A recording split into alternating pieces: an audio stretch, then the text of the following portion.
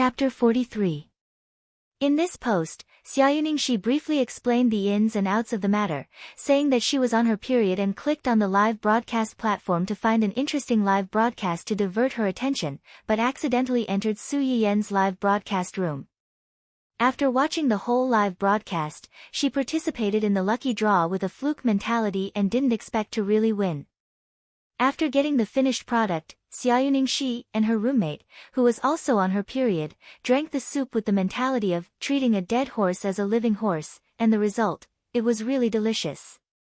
In the second half of the article, Xiaoyuningxi used hundreds of words to describe her feelings during the process of drinking the soup and later, full of sincere feelings. Su Yayan, the person involved, could not help but blush when she heard those gorgeous and exaggerated words of praise. She felt a little embarrassed. In the end, Xiaoyuningxi was particularly indignant and complained about her ungrateful roommate who tried to eat the soup alone. She expressed that she was kind enough to share good things with her roommate, but her heart was broken and resentful, which amused many of her fans. However, this wasn't the end. Not long after Xiaoyuningxi's post was posted, another blogger followed up and confirmed her words, and emphasized that he was the roommate mentioned by Xiaoyuningxi. The influence of the two big V bloggers with their own traffic could be imagined. Many fans of the two sighed that the two were roommates and best friends, and rushed into Su Yiyan's live broadcast room, wanting to see with their own eyes if the streamer recommended by their own blogger was really so powerful. Su Yiyan understood the ins and outs of the matter, and finally understood why he received 4 gratitude points when he only sent out 3 lucky draw gifts yesterday. Su Yiyan was surprised by this unexpected surprise, and a colorful LED message suddenly appeared on the bullet screen. Congratulations to the streamer, Yan, for receiving, did your period leave today? The giant yacht *1, please continue to work hard, and don't let down the little cutie's expectations, ha ha ha ha, streamer, do you still remember me? I'm the lucky viewer who was selected by the streamer last time. It doesn't matter if you don't remember, since I drank the streamer's soup, I'm the streamer's person. From today onwards, I'm your loyal Audience Plus fan. I don't ask for anything else, just a bowl of soup to drink during my period. 3. The bullet screen had just been sent out. Did your period leave today? Then several giant yachts were smashed in a row. These giant yachts were more advanced than the diamonds popular in the previous live broadcast room. Each yacht cost 1,000 renminbi, and the special effects were also more beautiful. The viewers in the live broadcast room watched the yachts whizzing by one after the other.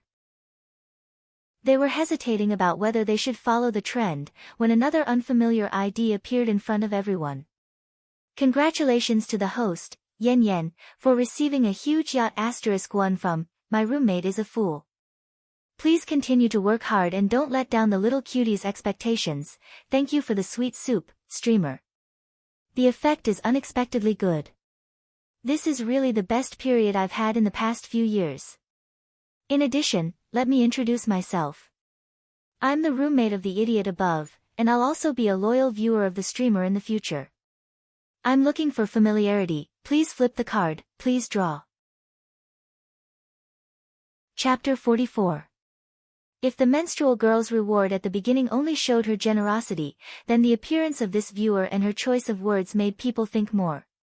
Especially at this time, most of the people in the live broadcast room came over after seeing the recommendation of a certain 2 people. The lucky viewer who was selected. Roommate? I think I know something, me too. What kind of secret signal are the people above secretly giving each other? Say it with me. Don't let go of my little CC. Take away our Anan. I never thought that one day I would be in the same live broadcast room as my wallflower and watch the same live broadcast. Rounding it up, it's me and little CC. What are you daydreaming about, upstairs? My wife is in my bed right now. Seeing that the audience's topic was getting more and more restricted, Su Yiyan finally couldn't help but cough softly in order to prevent her live broadcast room from being blocked. She pulled the audience's attention back. Ahem, thank you for your rewards. I'm very happy to be able to help. Just reward according to your ability. Okay, back to the topic. Let's introduce the medicinal cuisine I'm going to make today. As soon as Su Yiyen's voice fell, a few messages immediately floated on the screen, asking if she was going to make the previous medicinal cuisine to treat dysmenorrhea and whether she was going to draw a prize. Since I've already made a medicinal cuisine to treat dysmenorrhea yesterday, in order to stop my male compatriots from saying that I'm biased and unfair, I've decided to make a medicinal cuisine to improve their hidden ailments today. Many of the audience watching the live broadcast were a little disappointed when they heard this. After all, most of them had watched the recommendation of the other two bloggers and Su Yiyen's last video. Now, she said that she wasn't going to make this. However, seeing that the number of viewers in the live broadcast room has exceeded 10,000, and everyone is so supportive of me, I'll make a simpler tea in a while. It's effective for irregular menstruation, dysmenorrhea, and even amenorrhea caused by qi stagnation and blood stasis. Those who are interested can pay attention later. The audience's mood was like riding a roller coaster. They thought that there was no hope and wanted to leave, but when they heard this, they were all hooked back. Is it that magical? I'm looking forward to it. Amenorrhea is effective. What kind of tea is so magical? Can you do it now? I want to see. I'm curious about the new medicinal cuisine that the streamer is going to make today, and the hidden disease of that man. It can't be what I'm thinking, right? A large number of female compatriots once again joined the bullet screen army. The pitiful male compatriots were mixed in with them, and the few questions they sent out were also drowned out by the dense number of comments. Then let's make the first medicinal cuisine, seahorse keel soup. The ingredients needed are the pig's keel, which is the spine of a pig, a carrot, and... Su Yiyen pointed at the dried ingredients placed in the bowl. Seahorses. Seahorse? What was that? Why does he look so strange? This thing is dry and looks a little like dry goods, but it also looks a little like an animal. So, what is it? I've never heard of it. Su Yiyen was not in a hurry to answer the questions in the live broadcast room. Instead, he chopped the pig dragon bones into pieces and rinsed them with water. Then, he peeled and cut the carrots into pieces. He washed them together with the seahorse and put them into the stew pot together with the pig dragon bones. Chapter 45. After a few seconds, everyone came back to their senses, and the bullet screen became crowded again. The host is amazing. Her knife skills are so neat, and it's done in just a few cuts. You can tell that she must have cooked a lot. When will someone like me, who can cut a small cucumber and see blood, have such amazing skills? I'm admiring her. Upstairs, I'm not trying to discourage you, but with your terrible skills, I'm afraid that you'll chop off your own hand before you can practice the host's knife skills. Is she that cruel? Su Yiyen looked at the comments on the screen and suddenly remembered that she had previously unlocked an auxiliary knife skill. She had been too busy recently to try it out. It would take some time for the soup to be cooked, so why not? This soup still needs to be stewed for a while before it's ready. It's boring for everyone to just wait. How about this? I'll carve a flower for you all to see. When it's about time, we'll make another tea. Everyone. Carve a flower. What did she mean by that? How was she going to carve a flower for them to see? How could she make carving sound so simple? One question after another bombarded the audience's heads. Before they could react, they saw the fair hand on the screen pick out a green carrot from the freezer. After cutting it neatly, they only saw a flash of light in front of their eyes. The pink filaments of the carrot rustled and fell to the side, and a beautiful rose's embryonic form was quickly perfected at an extraordinary speed. A few minutes later, a lifelike rose lay quietly in the middle of the snow-white plate, looking extraordinarily delicate and beautiful. The live broadcast room was dead silent for a few seconds. There were no comments on the screen, and it was empty. Su Yiyen was scared away by herself. Ahem, I haven't carved in a long time, and my skills are a bit rusty. Everyone, let's see. The audience seemed to have been awakened, and they excitedly spammed the bullet screen. F***CK. F***CK. F***CK. The screen was full of F***ck, and Su Yiyen's hand and the plate of carrot flowers were blocked. You call this rusty? How am I supposed to live with my terrible skills? Host, I suspect that you're mocking me. Other people's hands are fighting my hands. What use do I have for these hands? Is this knife what I lack? No, what I lack is this pair of hands. I can only blame myself for being uncultured. I can only say, F***ck the world. Host, please accept me. In this era where everyone ate nutrient solutions, chefs mostly existed in high-class restaurants and private kitchens, and basically relied on machines to process ingredients. Many people who could cook their own boiled cabbage or cut cucumbers.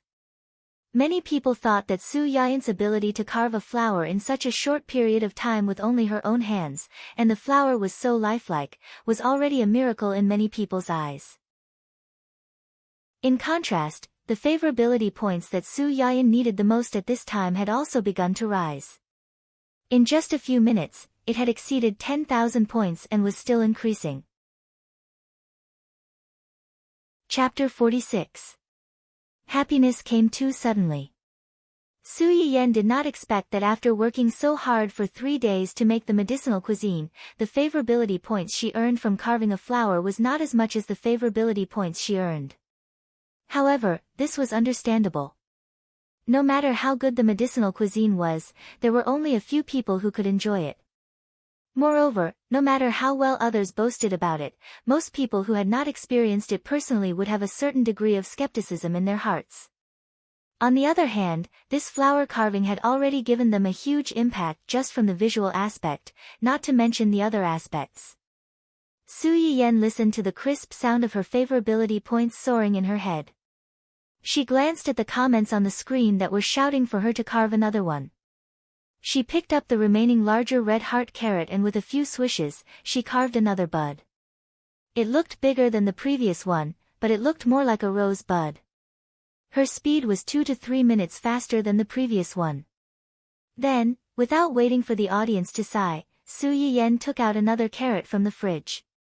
The knife flew up and down, carving a wooden stake that looked like a pine tree branch and a slightly longer branch. Then, she recycled the green skin of the red heart carrot and carved a few small and cute green leaves. Finally, she glued the flower and leaves together with a toothpick and fixed them on the wooden stake. One flower hung on the branch, while the other fell on the edge of the wooden stake. It looked as beautiful as a painting. Su Yiyen looked at it and felt that something was missing. After pondering for a moment, she took out a ball of dough that was left over from fermentation and kneaded it into a flat ball. After carving it a little, she fixed it behind the wooden stake. The round ball looked like a crescent moon hanging in the sky. With the red flowers and green leaves on the branch, it looked even more artistic. Ah ah ah ah ah, ah ah ah ah ah. If they had only seen a flower before, the audience could still barely maintain their calm and type out the word, F***ck. Now that they saw a complete carving, the audience could only rely on their instincts to type out the word, F***ck. Through the screen, Su Yiyen could imagine the audience's current expressions and their uncontrollable screams. The corners of her lips could not help but curl up. After another round of spam, the rewards in the live streaming room also reached a peak. Su Yiyen roughly glanced at the pop-up screen. Most of the comments were praises and recognition of her knife skills. There were even a few people asking if this carving could be used as a lucky draw or sold directly. They were willing to pay for it. Su Yiyen stared blankly for a moment before she laughed in spite of herself. If you guys really like it, this finished product can be given to the lucky audience along with the other 2 medicinal cuisines. But after all, it's only a carving. If you want to eat it, you'd better steam it yourself when you get back. Before Su Yiyen could finish his words, he was condemned by many people. Host, are you a devil? How could he bear to eat such a beautiful thing? That's right, that's right. This is a work of art. We should find a way to preserve it. Su Yiyen. Alright, as long as you guys are happy. Then today's carving will end here. If there's a chance next time, I'll carve a bird for you all to see. Su Yiyen was just saying it casually. Who would have thought, bird? I suspect that the host is driving, but I have no evidence. What evidence do you need? I'll help you prove that the host is driving. It's good that you know. Why did you have to say it out loud? He, the person above is smiling too wretchedly. Get out. Chapter 47. Su Yiyen's expression froze for a moment. She opened her mouth to explain, but she realized that there were people taking advantage of the opportunity to broadcast a matchmaking advertisement. Host, do you still need a boyfriend? Graduated from a famous university, own property, company, savings of XX million, are you sure you don't want to consider? You want to win the host's heart with XX million in savings, who gave you the courage? Host, look at me, my annual salary is $1 million, I have 7 or 8 chain stores under my name, I have a house, I have a car, and I even have free shipping. What's wrong with that? A good gourmet livestream was forcefully turned into a matchmaking livestream. All kinds of flattery were just to gain the host's favor. Su Yiyen. Just focus on the livestream, what are you all thinking? Before she could react to this sudden situation, she saw the livestream was suddenly flooded with a large amount of red special effects. Congratulations to host, Yan, for receiving 9,999 roses from a loyal viewer, Mulberry Yusu. It means forever and never to be separated. Congratulations to host, Yan, for receiving a luxurious villa from a loyal viewer, Mulberry Yusu. It has been detected that Mulberry Yusu has tipped enough money in the livestream to reach the upgrade requirement. It has automatically advanced to the host's Silver Guardian. The matchmaking discussion in the livestream came to an abrupt end. A few seconds later, the marriage-seeking people who were the happiest before jumped out again, and the words they typed were quite sour. It's just a villa, I can afford it. Wait, I'll send a few sets to the host now. As soon as this message was sent, the live stream was once again flooded with gifts, but the person who sent this gift was not the viewer who left the message, but the person who was jealous. Congratulations to host, Yan, for receiving 10 luxurious villa from a loyal viewer, Mulberry Yusu.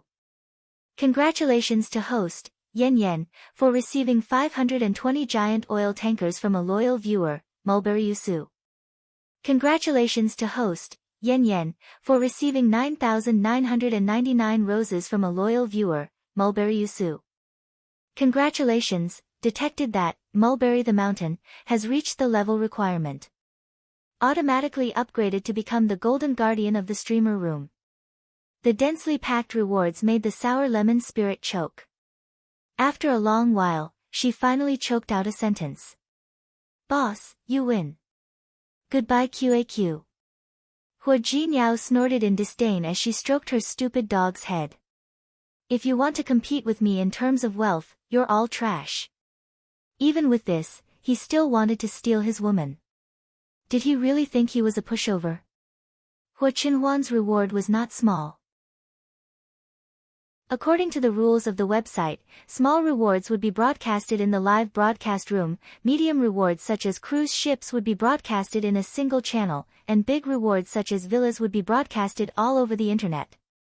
Hua Qinhuan had smashed 11 villas in one go, almost occupying all the broadcast spots.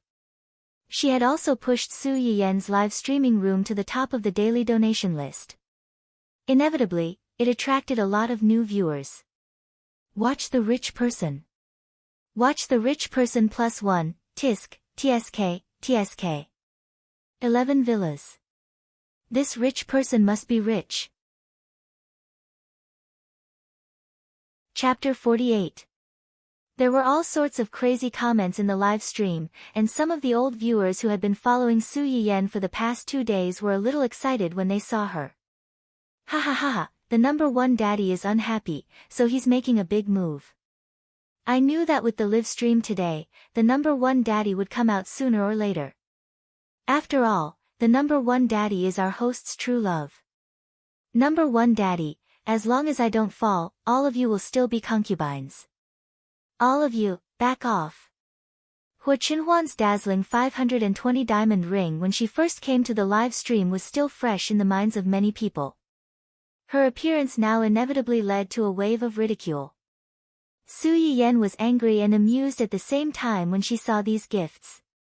Although she had signed a 60-40th split with the platform, it was still 40% after all. This prodigal man.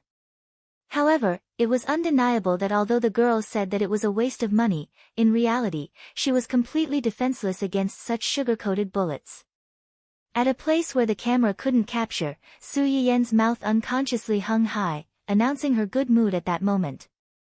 Everyone, stop giving gifts and stop discussing whether he's a boyfriend or not. I'm married. If you do this, my husband will be jealous. Su Yiyan's words were as powerful as an atomic bomb, and it blew up the people who were still making a big fuss on the screen. The host is married. Her voice is clearly very young. How did she get married so early? Yeah, and the host doesn't have a diamond ring on her hand. Could she be lying to us? Is the person above stupid? Why would the host lie to us about this? Doesn't she know that many of the viewers are fans of single people? Being married is a sensitive identity that can easily cause fans to lose their fans. Pfft. Fans of single people.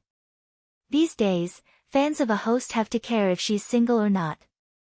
Wake up, we're fans of a host who doesn't show her face. We're fans of her cooking.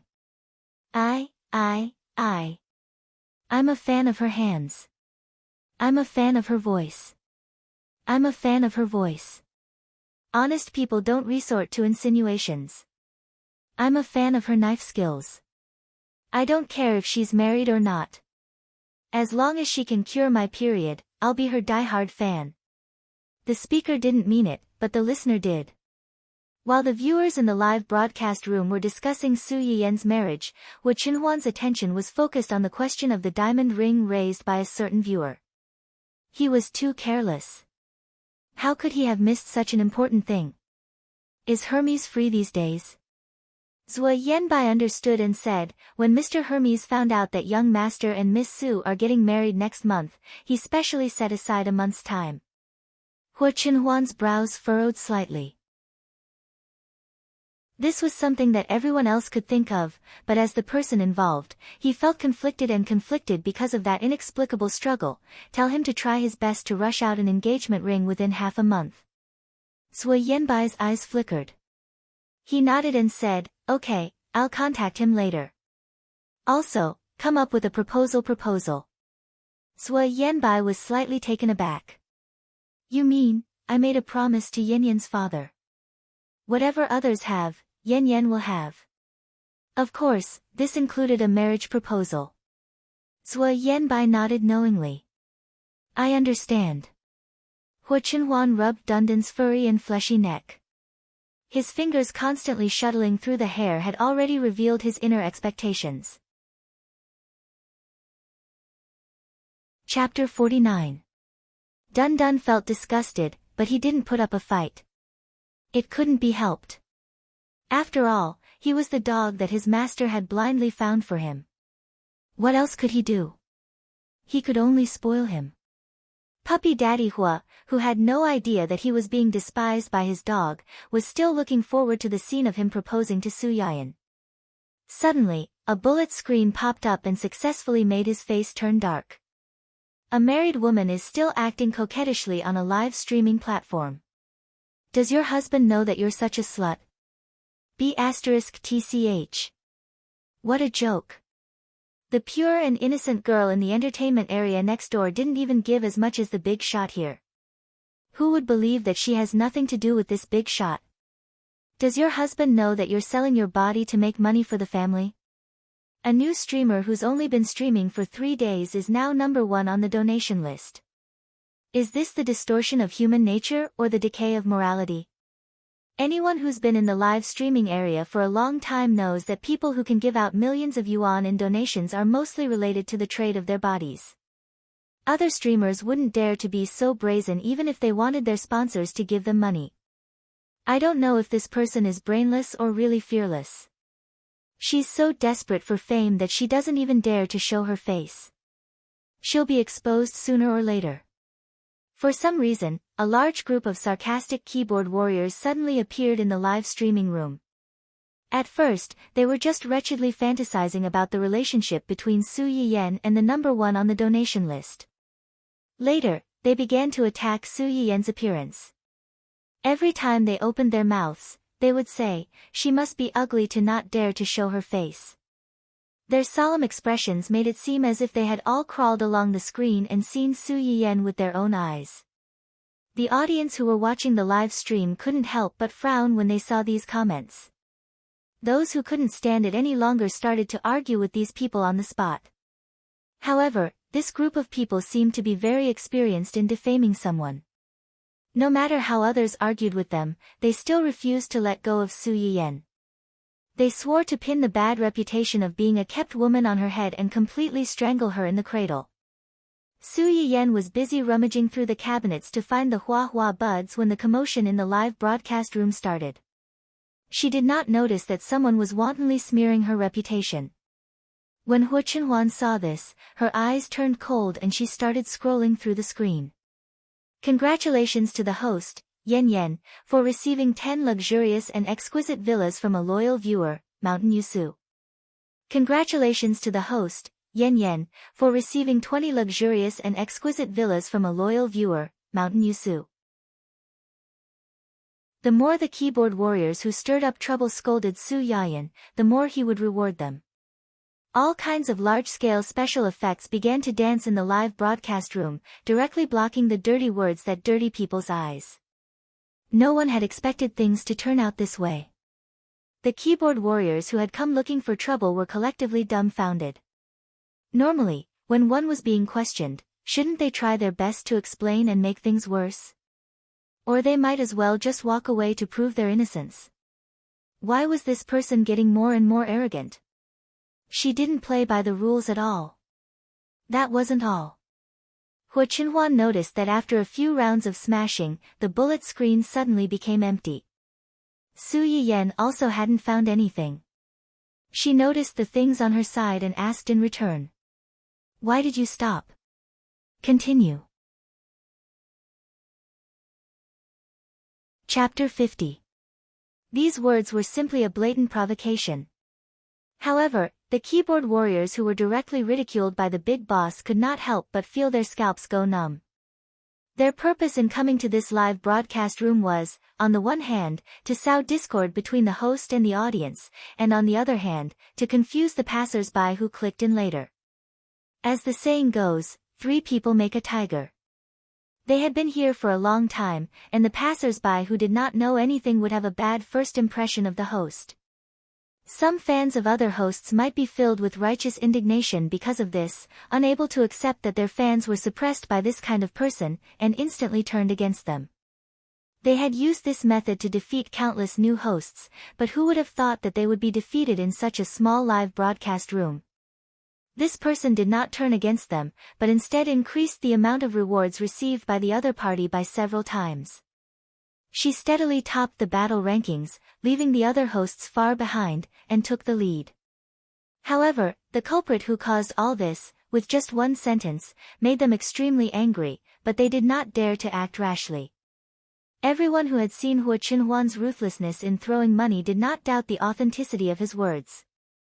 Their employer wanted to suppress them, but in the end, after suppressing them for a long time, not only did nothing happen to the other party, but she also soared higher. Whose fault was this?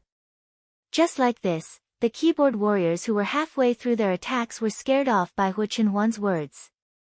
At this time, Su Yiyan finally returned with a small bouquet of rose buds from Aunt Li. Looking at the conspicuous sentence on the blank screen, she said blankly, "Continue what? What were you guys talking about just now?" Her words seemed to have turned on a certain switch, and the bullet screen in the live broadcast room once again became dense like flowing water. However, this time, everyone's tone was almost the same as Hu Chenhuan's. All kinds of cutesy flatteries stacked on top of each other, and it seemed that she, the host, was left out. Su Yiyan. What was going on? She had only left for a while, how did she fall out of favor? Unfortunately, the special effects of the rewards had already passed. Su Yiyan only saw the number of people in the live broadcast room skyrocketing again, but did not see the value of someone on the reward list soaring. Therefore, she missed the best opportunity to discover the truth of someone squandering. I'm sorry. Because it was an impromptu idea, it took some time to find the materials. Let's get back to the main topic. Next, we are going to make rose motherwort tea. The main ingredients are very simple. There are only two, roses and motherwort. Of course, if you have a sweet taste, you can consider adding some honey. Roses. Flowers can be cooked and eaten. Of course. Roses can not only be used to make tea, but they can also be used to make biscuits. Biscuits with the fragrance of fresh flowers can make people cry just by smelling them, let alone eating them. I'll show it to you next time when I have the chance. Today, we'll make a simple tea. Su Yiyan said as she washed the two items and filtered out the impurities. Then, she put them into the pot and boiled them. Those who watched my live stream yesterday should know that motherwort can improve blood circulation and regulate menstruation. It also has a certain effect on dysmenorrhea. However, it tastes a little bitter, so it doesn't taste good when cooked. It needs to be paired with other ingredients. Chapter 51. The words beautifying and nourishing one hit the soft spot of most girls. In an instant, countless female viewers were clamoring on the bullet screen. They were asking if Su Yiyan's beautifying and nourishing one's skin was real, and if it would be given away for free later. Could they just buy it directly? Su Yiyan couldn't help but laugh. The things I made today will be given away for free later. Since the host is only one person and has limited energy, the items in the live broadcast room are temporarily not available for sale. I hope everyone can understand. As soon as this was said, the viewers were disappointed but also eager to be one of the lucky ones. Seeing that Su Yiyan didn't notice the annoying episode just now, Hu Qinhuan couldn't help but breathe a sigh of relief. She said in a low voice, "Can't these black accounts that are stirring up trouble everywhere be banned or banned?" Zhou Yanbai was slightly startled. Are you referring to Miss Su's live broadcast room or the entire website? If it's the entire website, it needs to be handled by the website's technical staff. If you just want them to stay away from Miss Su's live broadcast room, you only need to become the network administrator of Miss Su's live broadcast room. The network administrator has the right to ban them from the live broadcast room. If we don't ban these black bugs who are stirring up trouble everywhere, are we going to let them harass others and condone malicious competition? These little tricks could deceive the naive viewers, but how could they escape Hu Qinhuan's discerning eyes? However, these people had to be banned, and Su Yiyan's live broadcast room's administrator had to be Zhou Yanbai. Hu Qinhuan remembered that Yu Zian had mentioned before that if one wanted to be an administrator of a live broadcast room, they had to get the host's permission. Her eyes flashed, and she immediately gave Yu Zian a call. At that time, Yu Zian had just heard that a large number of fake reviewers had appeared in Su Yian's live streaming room. When he received Hu Qinhuan's call, his first thought was, it's over. On the first day of the future young madam's live broadcast, young master had asked him to personally keep an eye on her. Who would have thought that there would be a problem on the third day? Was it too late for him to apologize with his life now? Despite his fear, Yu Zian still picked up the phone with trepidation. Young master, you don't have to give me dirty tricks for the lucky draw later. Ah. Yu Zian was stunned for a while before he reacted. Then, next time. Just this once. Alright. Yu Zian hurriedly agreed. Do you have any other instructions? Do you know how to deal with the people who were talking about Yan Yan in the live stream? What else could they do? Of course, they could only seal it. I know. I'll get the technicians to deal with it. We won't let any fish escape the net. For the sake of his own safety, he would have all the technicians work overtime tonight. The technician. Who did we offend? Hua Chenhuan was satisfied with Yu Zian's cooperation and did not pursue the matter further. At this time, Su Yiyen's soup and tea were almost ready. After the rose motherwort tea was boiled over high heat, the fire was turned off, and the pot was covered for 5 minutes. The moment the lid was opened, the rich fragrance of roses rushed out and engulfed the entire live broadcast room in no time. Many viewers who were paying attention to the pot of tea were jolted awake, and their sleepiness disappeared. Chapter 52. Many people couldn't help but laugh when they saw this, including Su Yiyen. Tea brewed from roses, if it wasn't the aroma of roses, could it be something else? Su Yiyen carefully poured the tea from the pot into a large bowl, then took out 3 transparent glass bottles and poured the tea from the bowl into them one by one. Inside the transparent glass bottles, the clear, light-colored tea swayed slightly, bringing out the faint fragrance of roses, which instantly captured the hearts of most of the girls. The amount of motherwort in this tea is quite heavy, so it's best to drink it for people who are about to have their menstrual period and whose blood and qi are stagnant, so the effect is better. This way, not only can it reduce the pain of menstrual period, but it can also expel some unnecessary dirty things from the body. Also, take note that it's not suitable for women who are already having menstrual periods or pregnant to drink this. When Su Yiyen said this, some people were happy, while others were sad. However, after knowing the use of this tea, more people became interested in the other soup. Su Yiyen didn't let them wait too long. After pouring the rose tea, she lifted the lid of the casserole beside her. The pork bones and seahorses that had been simmering for more than an hour were already quite tasty. The moment the lid of the casserole was lifted, the unique fragrance of dried seafood and the fragrance of the pork bone marrow mixed together in the soup, making people salivate. Oh, this soup smells so good. It smells even better than the pork bone soup in the special restaurant next door. With this smell, I can drink 2 bottles of nutrient solution. I'm crying because I only have nutrient solution to drink. Ordinary pork bones cost 1,000 yuan, and the processed ones in the restaurant cost 3 or 4 times more. It's equivalent to a month's salary for an ordinary person, not to mention the dried soup. However, none of the ones I've smelled before are as fragrant as this one. I'm begging for God's favor and let me try it when I win a prize. Many people had this idea.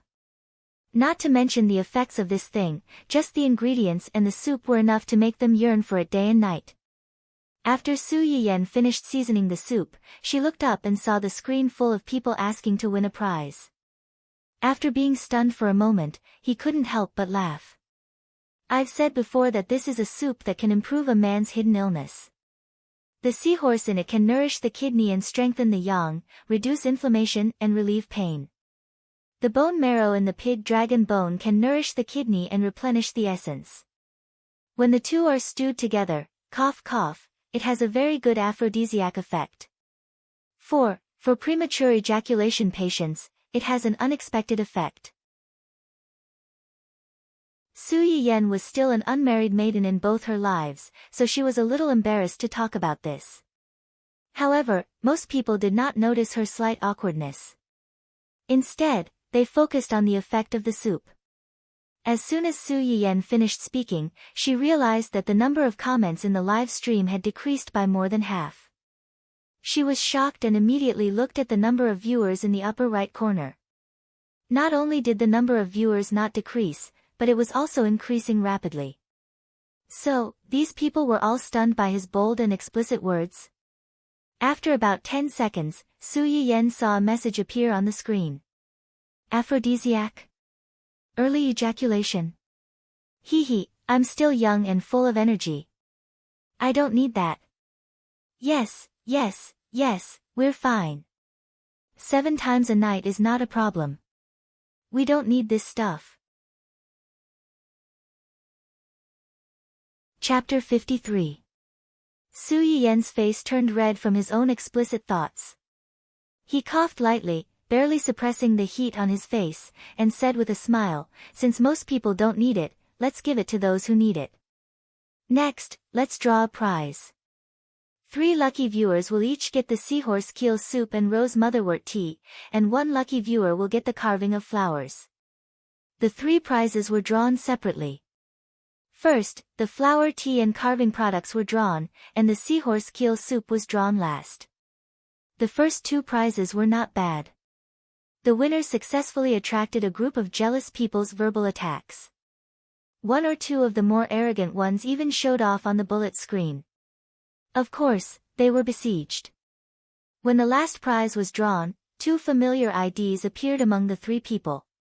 Congratulations to the IDs, Big, Big, Big, Golden Gun I Won't Fall, the most handsome guy in the universe, for winning a portion of seahorse keel soup. Please check. Su Yiyen found the first 2 IDs a little familiar after reading them. He thought for a while and remembered them. Weren't these 2 the 2 fierce men who said they were young and could do it 7 times in one night? Su Yiyen was not the only one who noticed this. The masses with sharp eyes also noticed. When these people saw the 2 IDs, their first thought was, F***ck, trash dog men. Their mouths said they didn't want it, but their bodies were very honest. Some people who also needed it but didn't get it directly mocked the 2 in the bullet screen. Didn't they say they didn't want it? Hurry up and give it up. The 2 of them. The 2 of them were excited and secretly sent their addresses to Su Yiyen. Then, faced with the ridicule on the screen, they refused to respond and vowed to play dead until the end. Su Yiyen roughly understood what was going on after seeing the ridicule on the 2 people on the screen. He held back his laughter and said, to the few lucky viewers who have just drawn, please send me your addresses as soon as possible. I will immediately send out the prizes. Today's live broadcast will end here. Thank you for your support. See you tomorrow. After Su Yiyen finished speaking, he took one last look at the number of viewers in the upper right corner of the live broadcast room, which had already exceeded 6 digits. He then happily closed the live broadcast room. Hu Qinhuan, on the other hand, stared at the list of winners and said gloomily, didn't you say that we can only pick female characters? What's going on with these people in the last round? When Yu Zian received another call from Hu Qinhuan, he was also a little confused. He hurriedly flipped through the information of the winning IDs and broke down. Young master, these are indeed female accounts. Female role? At least when they registered their accounts, they chose to be female. Hu Qinhuan. She had forgotten about that. Also, I just looked through the back-end data for the lucky draw and found that most of the participants were male accounts. In other words, it was because they had set Su Yiyen's livestream beforehand that only female accounts could be selected. That was why they were able to pick up a few female accounts from a large number of male accounts, allowing them to pick up such a huge advantage. Hu Qinhuan. What a miscalculation. Yu Zian also felt that this matter was quite dramatic. Who would have thought that a man would specially register a female account to participate in the lucky draw? With these few IDs, it was obvious that he was not a decent man. So, you really can't blame me for this. Hu Qinhuan was already gloomy. When she heard this, she was like a barrel of gunpowder that had been ignited. If I don't blame you, then should I blame myself? After she finished speaking, she did not wait for Yu Zian's response and directly hung up the phone. Chapter 54. After Su Yiyen ended the live broadcast and gave away the items, she went out with her brother, who was already waiting outside. As soon as he got into the car, he received a private message from the chief boss of the live streaming room. Mount in the future, you there? Yen, yes, little brother. Goodly. JPG, Hu Qinhuan narrowed her eyes as she stared at the words, little brother, on her phone screen. Her expression was dangerous, and her chest felt stifled. His fiancée actually called someone else little brother. Although the person being called was him, he still felt that something was not right. In her anger, Hu Qinhuan typed a reply that even she did not expect. Mount in the future, I'm a girl. Pfft. Su Yiyen almost jumped up when he heard this. At the same time, his heart started to waver. Could it be that he had recognized the wrong person? No, it was impossible. She would never mistake him for anyone else. Then there was only one explanation. He was deliberately confusing him. Su Yiyen raised her eyebrows and clicked on the other party's blank profile picture to look at the gender of the account. Yen, so it's Miss. I'm sorry, when I saw your gender, I thought you were a man. Sweat Yen, is there anything I can help you with? Hua Chinhuan regretted it as soon as she sent it out, but it was too late. She could only comfort herself. So be it. That way, it would be more beneficial for her to wear her little vest. Mulberry the Mountain, I spent a lot of money on the live stream today. Su Yiyen thought to herself, of course I know you spent a lot of money today. If it wasn't for your mysterious look of not wanting me to expose your identity, I would have grabbed you and scolded you for being a wastrel.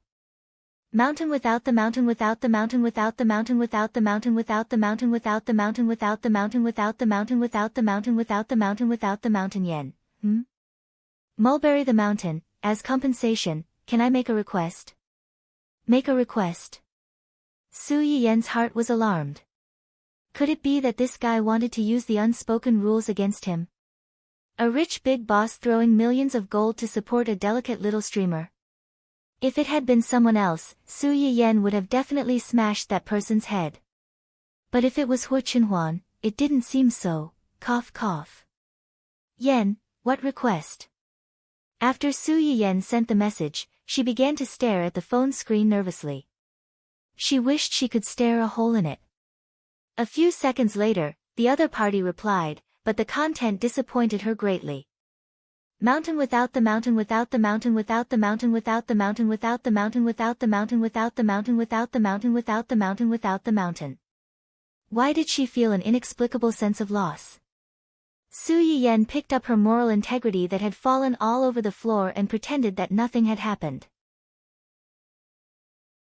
She replied in all seriousness, okay, little sister. I'll change your status when we get back. Su Yuxuan, who was sitting next to Su Yiyen, saw his sister holding her phone and giggling from time to time as soon as she got into the car. After hesitating for a moment, she couldn't help but ask, who are you texting? My fiancé. Hua Chinhuan. Su Yuxuan raised his eyebrows slightly. Then why did I see you calling him little sister? Su Yiyen was so frightened that she covered her phone screen with her hand. She looked at her brother as if he was a pervert who was spying on other people's privacy. Su Yuxuan. No, I'm not. Listen to me. After doing this, Su Yiyen seemed to realize that she had overreacted. Cough, we're cosplaying. It's cosplay. Chapter 55. Su Yiyen heard her brother's unspoken words, but her heart did not waver. She even felt like laughing. Wasn't that right? He could have raised conditions with her openly, but he still had to beat around the bush. In the end, he even tricked himself into becoming a transvestite. However, Su Yiyen did not want Hua Chinhuan to be at a disadvantage verbally. She immediately said, this is the fun between couples. Brother, you don't understand. The translation of her words was, this is the fun between us couples. How would a single dog like you understand? Su Yuxuan instantly suffered a critical hit of 100,000 points, and his entire person became weak. It was all that damn Hua Chinhuan's fault. His sister used to be so soft and cute. Although she was still soft and cute now, she would show off her affection in front of him and speak up for the bastard outside. His heart was bitter. Su Yuxuan silently cursed Hua Chinhuan countless times in his heart, but in front of his sister, he still acted like a worried old mother. You really don't need me to go with you? Really, no need. Brother, I'm not a child anymore. Su Yuxuan seemed to have been drained of all her energy, and she miserably became dispirited. Then follow Ah Sheng and don't run around. If anyone in the company dares to give you a hard time, don't be courteous to them. If anything happens, I'll take care of it for you. Su Yiyen's heart warmed, and she obediently replied, got it. After the driver sent Su Yuxuan to the company, he drove Su Yiyan to Dongqing Entertainment, which was established by the Su family. When Su Yiyan arrived, Xia Junsheng had been waiting at the company entrance for a long time. "Missy. Brother Junsheng, just call me Yayan. I didn't come to the company for work today. I just wanted to take a breather and walk around." Xia Junsheng was Su Yuxuan's most trusted person, and he was also his classmate in university. After her death in her previous life, the family's company suffered a series of blows, and many people left one after another. Only the person in front of him stood firmly behind his brother, never having any thoughts of leaving or betraying him. Su Yuxuan regarded him as a brother. As Su Yuxuan's younger sister, it wasn't a loss for her to call him brother. Xia Junsheng's eyes flashed slightly, and the gaze he used to look at Su Yiyan also softened a bit. "Okay, then I'll take you to the office for a walk first." "Forget about the office. I want to see what the artists who haven't debuted or are about to debut in the company usually do." Although Xia Junsheng was a little surprised by Su Yiyan's request, he didn't say anything. He nodded and led Su Yiyan to the floor where the trainees were. Although this company was her family's business, this was Su Yiyan's first time visiting this company. In her previous life, Su Yuxuan had indeed asked her if she was interested in the entertainment industry and wanted to transfer the company to her. But at that time, she wasn't interested in it, so she didn't agree. She didn't expect that half a year later, Hu Xiaofeng would suddenly bring Wen Jingping to her, point at her nose, and scold her for being vicious and narrow-minded. Su Yiyan was stunned by the scolding and almost exploded in anger. Even until her death, she couldn't figure out why these two weirdos suddenly went crazy. It wasn't until Su Yiyan read the so-called original novel that she finally understood.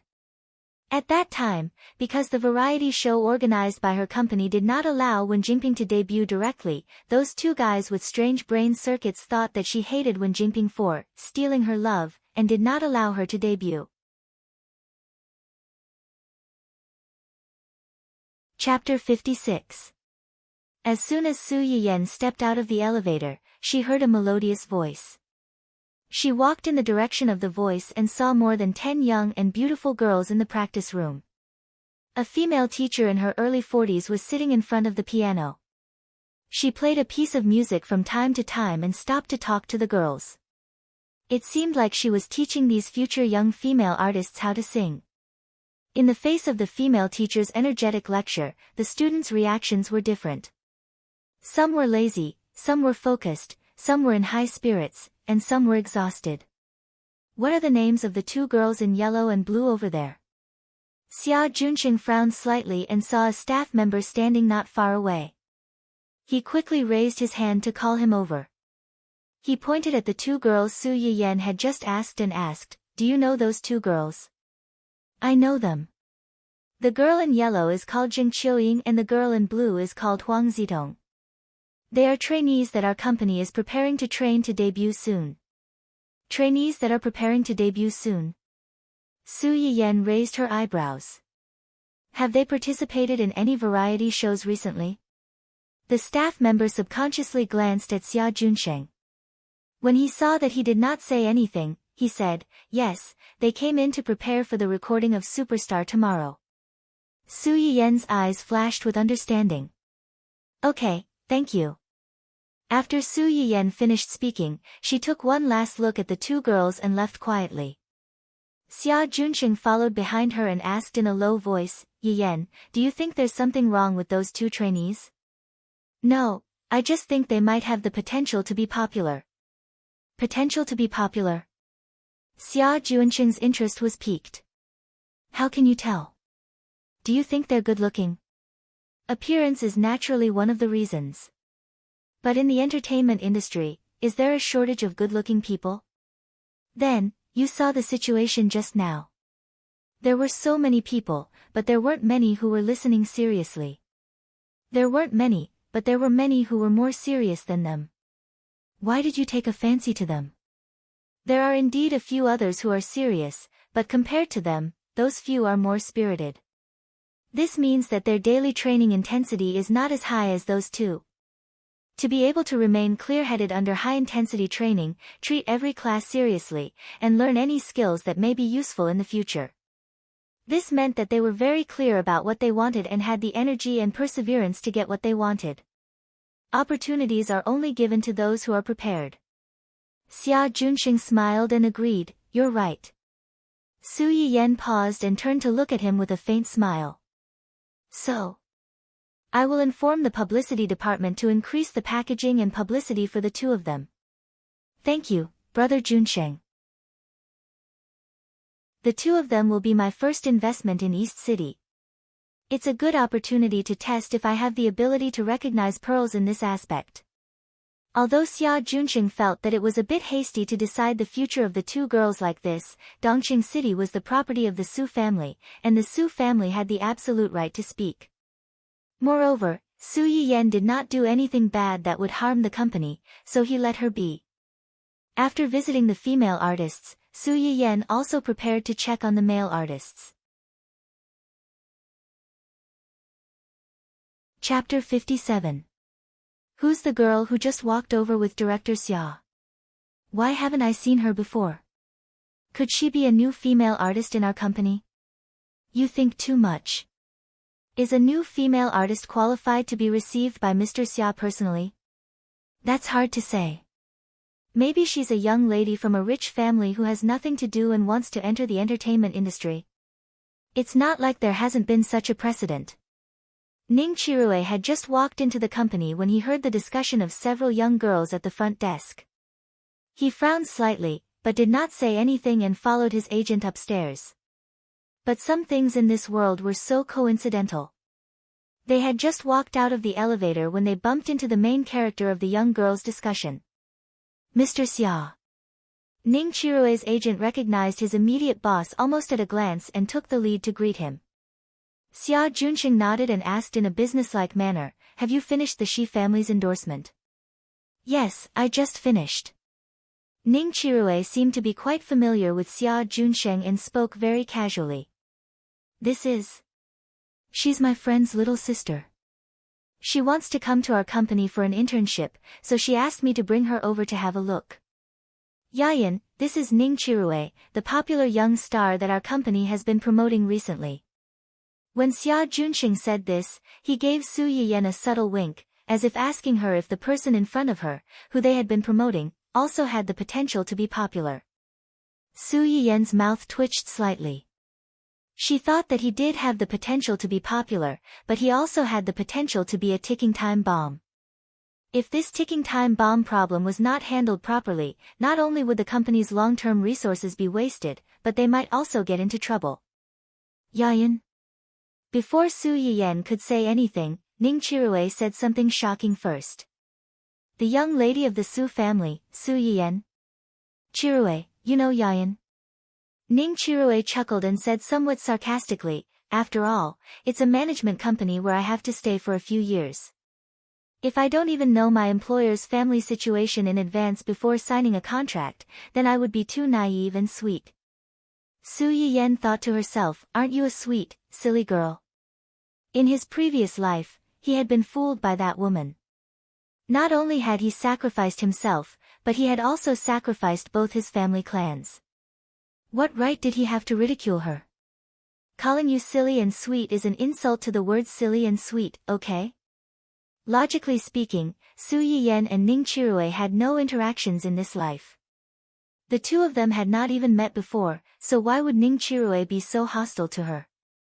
The only possibility was that Ning Chirue and Wen Jingping had crossed paths again and had been brainwashed by Wen Jingping to become her loyal fan. That's right, whether it was in the original novel or the previous life, Ning Chirue was Wen Jingping's loyal bootlicker.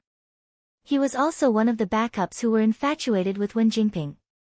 On the surface, he was just a popular male artist, but in fact, he was the most favored young master of both the Ning and Qi families. This young master had a good impression of the female lead, Wen Jingping, because of her pure, kind, and unpretentious. Not only did his feelings come inexplicably, but before he died of a serious illness half a year later, the one he could not let go of the most was not his family and friends, but Wen Jingping, whom he had only known for a few months. He even asked his family to take good care of Wen Jingping after his death. Chapter 58. The funny thing was that after several dangerous catastrophes, the two protagonists were fine, but the Ning and Qi families were all bruised and battered. In the end, they were swallowed up by Hu Xiaofeng, a despicable villain.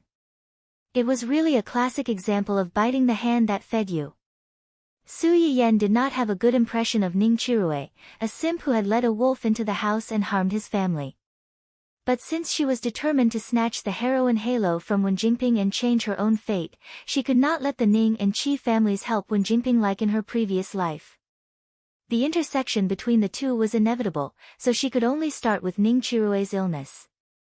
The original book did not mention what illness Ning Chirui had, and the Ning and Qi families were also secretive about it. They only knew that it was a sudden emergency and rapidly worsened in a few months. However, Su Yiyan, who had activated an important auxiliary skill at this moment, saw that Ning Chirui's kidney had begun to send out warning signs at a glance. Xia Junsheng was not a fool. The sarcasm in Ning Chirui's words was so obvious that it made him think that the two had some personal grudges. Just as he was about to say something to ease the atmosphere, he heard Su Yiyan say faintly, "You often feel very weak recently, and your waist often hurts. You even occasionally have symptoms of oliguria and oliguria." Ning Chirui's face changed slightly. "You, yes or no?" Ning Chirui choked and said angrily, "It's none of your business." Ning Chirui's reaction just confirmed Su Yiyan's guess. She sighed deeply and patted Ning Chirui's shoulder very earnestly. She whispered, "Young man, think more and don't get angry. If you have kidney problems at such a young age, what will you do in the future?" Ning Chirui's agent and Xia Junsheng were speechless. They seemed to have found out a big secret. If Ning Chirui's kidney was not good, then, Ning Chirui was stunned for a few seconds before he realized what Su Yiyan meant. Instantly, he was like a cat whose tail had been stepped on, and his hair stood on end. He slapped Su Yiyan's hand away and roared, "What nonsense are you talking about? Whether I'm talking nonsense or not, won't you know if you go to the hospital for a checkup?" Su Yiyan looked at the person in front of him with a subtle sense of sarcasm and scrutiny. "I can tell you with certainty that if your illness is not treated as soon as possible, there will be many complications soon. First of all, your kidney function will begin to show abnormalities, and oliguria is likely to progress to hematuria. If you discover it early and treat it early, you might still have a chance to live. Your own life depends entirely on you. If you don't value it, then no one can save you." After Su Yiyan finished speaking, she abandoned Ning Chirui, who was already dumbfounded, and quickly left. Xia Junsheng was stunned for a few seconds. He looked at Ning Chirui with a complicated expression. In the end, he did not say anything and chased after Su Yiyan. "Chirui." As soon as the manager saw the two of them leave, he immediately went up to Ning Chirui and looked at him worriedly. He wanted to say something but was worried about hurting his self-esteem. After deliberating for a while, he said, "What Miss Su said just now, it's fake, it must be fake." Before the manager could finish speaking, Ning Chirui interrupted him sharply. "She must be lying to me. A despicable person like her can even make a false accusation about stealing someone's boyfriend. It can be seen that she is full of lies and can't be trusted. What she said just now was just to scare me. Yes, it must be just to scare me." Chapter 59. Xia Junsheng caught up with Su Yiyan and asked tentatively, "Do you have a grudge against Ning Chirui?" "No." Xia Junsheng did not believe her. "Then what happened between us just now?" "I don't deny that he may have misunderstood me, but it was indeed the first time we met." Su Yiyan's words sounded simple, but there was a lot of meaning behind them. Who would be hostile to a stranger they met for the first time for no reason? Especially if the other party knew her name and family background. Since Su Yiyan did not have a grudge against him, someone must have said something to him. Xia Junsheng's eyes were slightly cold, but he knew what to do next. Su Yiyan glanced at Xia Junsheng and reminded him, Brother Junsheng, you are more familiar with the domestic upper-class circle than I am. Don't you think of anything else about the two words Ning and Qi? Ning and Qi. Xia Junsheng pondered for a moment and suddenly seemed to understand something. His face changed greatly. You mean, you'd better take precautions in advance. Precautions? Xia Junsheng was stunned for a few seconds before saying, Is what you just said true? He really? Su Yiyan looked at him with a faint smile. She did not say yes or no. Xia Junsheng felt more and more uncertain. You? How did you know? What if I said that I saw it with my eyes? You saw it with your eyes? Xia Junsheng looked suspicious. It was not that he did not take a closer look at Ning Qirue's face just now. His complexion was ruddy, and he was in high spirits. There were no dark circles under his eyes. How did Su Yiyan see that he was sick? Then how about you take a look at my body? Will I have some kind of hidden disease that can't be seen on the surface like Ning Qirue? Su Yiyan took a step back and looked Xia Junsheng up and down. She smiled faintly and said, You are very healthy, but your liver is hot. Don't always stay up late. Also, smoke less in the future. Don't smoke if you can. When Xia Junsheng was nervous or stressed, he would smoke a little. He didn't smoke a lot and wasn't addicted. However, whenever he encountered an urgent project or a more troublesome matter, he would continuously smoke several sticks at a time. Very few people knew about this. Su Yuxuan was one of them. Hearing Su Yiyan's words, Xia Junsheng's first reaction was, could it be that Su Yuxuan had told her? But would most people tell their little sister about their friend's habits in such detail? The topic ended there and did not continue. Su Yiyan knew that Xia Junsheng did not believe her words very much. He might even see it as a small way for her to retaliate against Ning Qirue. But even if he did not fully believe it, he already had doubts in his heart. Coupled with Ning Qirue's identity, as long as one was a normal person, it was impossible not to be cautious. The Ning and Qi families would help Wen Jingping and Ning Qirue regardless of the consequences. On the one hand, it was because of the existence of the protagonist's halo. The plot was irreversible.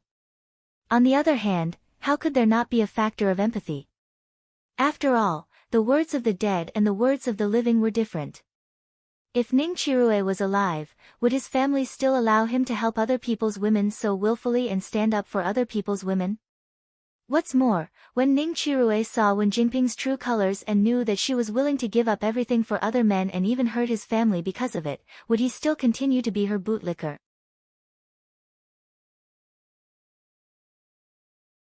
Chapter 60. Yang Jinyu was the boss of a listed company. He was not even 30 years old this year, but he was already worth hundreds of millions. For him to have such achievements, his family background was one thing, but his own ability was also not to be underestimated. Unfortunately, compared to his work ability, the people outside were obviously more concerned about his endless love affairs. That's right, this big boss was not even 30 years old, but the number of girlfriends he had was enough to circle his company building. Although most of them parted on good terms, it didn't prevent the upper class from using this playboy's romantic affairs as a topic of conversation after a meal. However, recently, this young Master Yang also encountered a problem that made him very distressed. Boss Yang, your takeout is here. The female secretary knocked on the door of the boss's office with a well-packed insulated box. Then, she heard the sound of running noises coming from inside. A hand reached out from behind the slightly opened door and snatched the insulated box from her hand. The door slammed shut again, and the boss shouted with some excitement, "Don't let anyone come near my office for half an hour." Yang Jinyu sat in front of the table and stared at the insulated box in front of him expectantly and nervously. After a while, he finally made up his mind. He untied the bag outside the box and opened the insulated box. The familiar smell that he had smelled in the live broadcast room came to his nose. Yang Jinyu's whole body shook, and he couldn't wait to pick up the spoon and drink it. Considering that the seahorses raised in his fish pond were several times stronger than ordinary seahorses, Su Yiyan deliberately added a lot of water. The bowl of soup in Yang Jinyo's hand was not only full, but he was also very lucky to get one of the two seahorses in the pot, one male and one female. After drinking a few mouthfuls of soup, Yang Jinyu tried to take a bite of the dried seahorse. He found that the seahorse didn't have the fishy smell of ordinary dried goods. Instead, it was very delicious and chewy. By the time he reacted, the whole bowl of soup had been drunk by him, and not even the bones were left. Burp. Yang Jinyu burped contentedly. He didn't know if it was his illusion or not. After drinking the soup, he felt that the cold that had been entangled in his body for the past few days had dissipated a lot. His whole body was warm and very comfortable. I don't know if this soup is really effective. Why don't he try it out with his new girlfriend tonight? However, his previous girlfriend broke up with him because of his problems in that area. She even threatened him to extort a large sum of money from him. What if his current girlfriend also? Just as Yang Jinyu was hesitating, there was a sudden noise outside the door. Young Master Ning, please wait. Our boss really can't meet any guests right now. Please don't make things difficult for us. Sigh, young Master Ning. Yang Jinyo's face changed slightly. He stood up in fright and hurriedly packed up the things on the table. When Ning Chirue barged in, he had just stuffed the insulated box into his desk drawer. When he looked up, he saw his friend's dark face. The expression on Yang Jinyo's face was slightly stiff, and he inexplicably felt guilty. Chirue, why are you here? Ning Chirue frowned slightly and sniffed. What's the smell in your office? Taste? Only then did Yang Jinyu remember that the taste of dry soup was the most overbearing. He had just drunk a big bowl and was already used to the taste.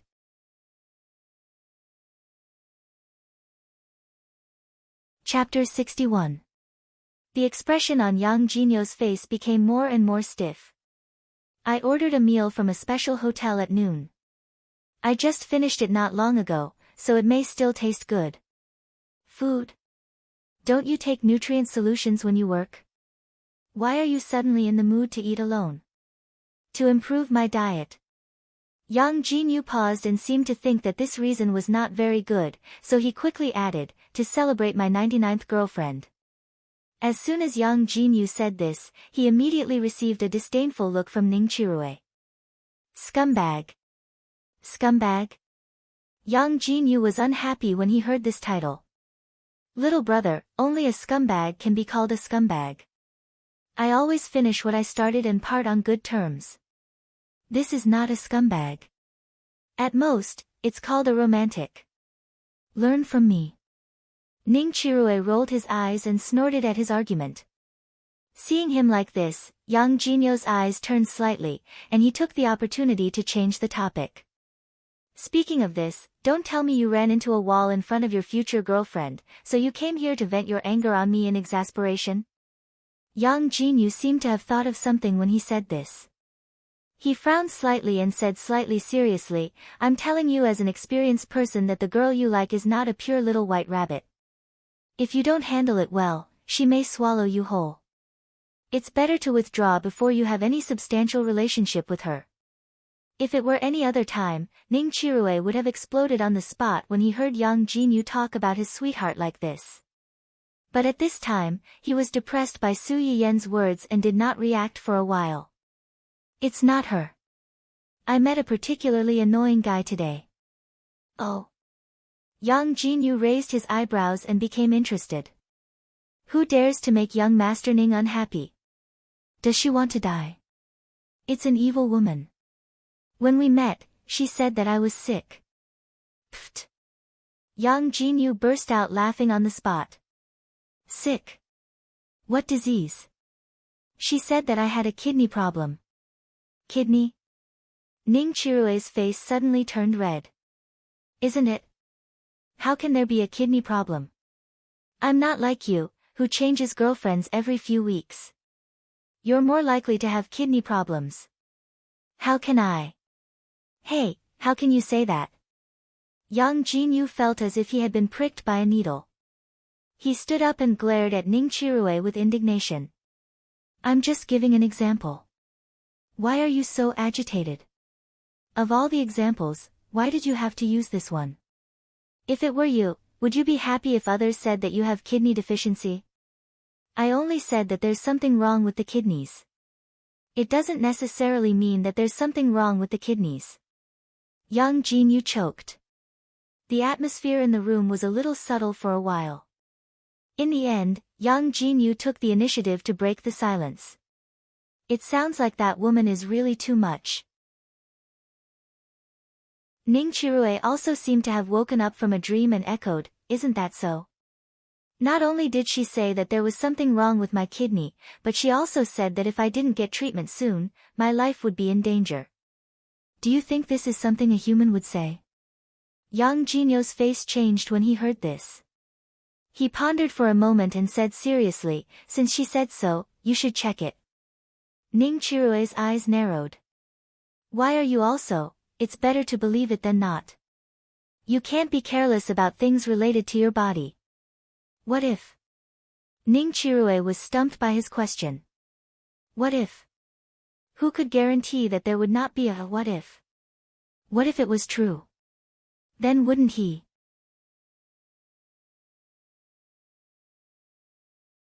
Chapter 62. Su Yiyen strolled around her own entertainment company. After getting a general understanding of the company's current operations, she was ready to go back. Unexpectedly, just as she followed Xia Junxing to the company's entrance, the person beside her received a call. What? Asking for a person to be replaced by someone? Who is it? Wen Jingping. Is she an artist in our company? If not, then replace her. Anyway, it's just the beginning. It shouldn't be a big problem to have one less person. Wait. Su Yiyen finally couldn't help but interrupt the conversation between Xia Junsheng and the person on the other end of the phone. Xia Junsheng was stunned and turned to look at her in confusion. What's wrong? Someone wants to replace Wen Jingping. Who is it? This. Xia Junsheng hesitated for a moment, but still repeated Su Yiyen's question to the person on the other end of the phone. At first, the person was not very willing to reveal it, but later, he couldn't escape and said frankly, it's the vice president. He said it's the family Hua's idea. Family Hua?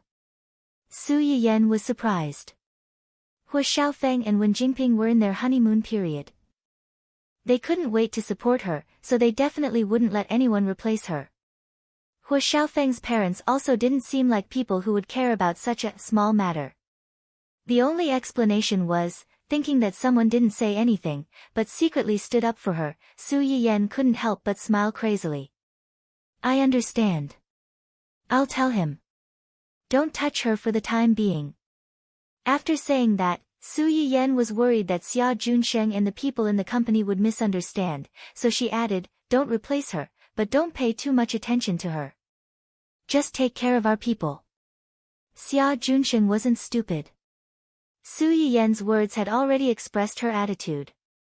They didn't need to make things difficult for that woman named Wen Jingping, but they also couldn't make things easy for her. Where they went and how far they could go had nothing to do with them. Su Yiyen didn't make things difficult for Xia Junsheng and the vice president of the company. On the way home, she video-called Hua Qinhuan. When the video call connected, Hua Qinhuan was busy coaxing Dun Dun to eat. That's right, coaxing it to eat. This corgi cub symbolized the crystallization of love between the two of them. Ever since it entered the family Hua, it had enjoyed unprecedented royal treatment. Not only did it have its own luxurious villa, but it also had its own independent wardrobe and bathroom. The most important thing was that Hua Qinhuan never let anyone else do anything related to it. It dutifully served as the poop picker for its fiancé's pet. This made Yu Zian and the others suspect that their young master was really raising that fat dog as his daughter. Dun Dun. Who are you calling fat? As soon as the video call connected, Su Yiyen saw the enlarged dog face of her cub. The round black grape-like eyes looked as if it had found a backer when it saw its owner. It was full of resentment and whined as if it had suffered a great grievance. Su Yiyen was confused. She didn't understand what was going on. What's going on? Is it throwing a tantrum? It's throwing a tantrum. It won't eat. Why is it suddenly throwing a tantrum? Does it miss me?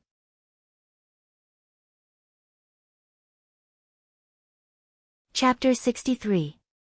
As if hearing the word ligation again, Dun Dun rewarded Hu Qinhuan with its invisible claws on the spot. Then, it turned around and sat on the ground with its meaty back facing Su Yanyan. For its master, it could even bear to go bald, but ligation was definitely not tolerated. Su Yiyen was stunned for a while before realizing that his dog was indeed at this age, but ligation. Su Yiyen held back his laughter and said, "Our family's Dun Dun is already betrothed to a child. If you ask it to be legated, it definitely won't be happy." Dun Dun might have heard Su Yiyen's words, and its meaty little body moved slightly. It was obviously very curious about this topic, but it pretended as if nothing had happened. It thought that no one else had noticed. Child betrothed? Yes, my friend's dog is also a corgi. It's a few days younger than Dun Dun, and the two of them can be considered childhood sweethearts. Hu Qinhuan was a little stimulated by the words, childhood sweethearts. Dun Dun and the other person's dog were childhood sweethearts. Would Su Yiyen and him, friend, a man? Su Yiyen saw through Hu Qinhuan's subtle jealousy hidden behind the question. His eyebrows curved slightly, and he smiled faintly. Female, she's my best friend. She should be back in the country in 2 days, and she'll be my bridesmaid for our wedding next month. Upon hearing that it was Su Yiyen's best friend, Hu Qinhuan's vigilance instantly disappeared. Then when will she be back? This dog is now. Should be in 2 days. When she comes back, I'll introduce you to each other. As for Dun Dun. Su Yiyen's face revealed a meaningful smile. In 2 days, if it can't wait and dares to cause trouble, take it to be legated. When the time comes, let's see if your beautiful little fiancé still wants you. Dun Dun. Sure enough, with a stepfather comes a stepmother. Am I no longer your precious little cutie? How can you treat me like this? When Hu Qinhuan heard Su Yiyen's words, the expression on his face froze, and he said hoarsely, "Then what about my beautiful little fiancé? Will you not want me too?" Su Yiyen was slightly startled, and only then did he remember Hu Qinhuan. "I left Zai with you, do you think I won't want you?" Only then did Hu Qinhuan's expression improve.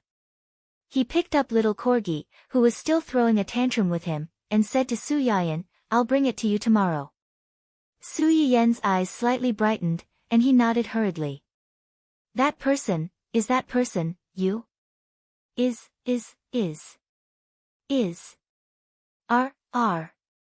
Hu Qinhuan had planned to quietly deal with that woman, but he did not expect Su Yiyen to coincidentally bump into her.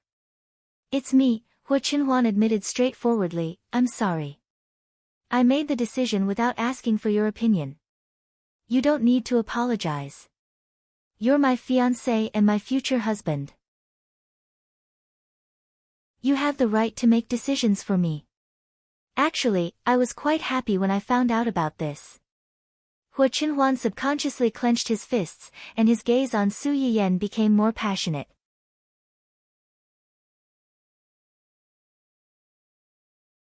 Chapter 64.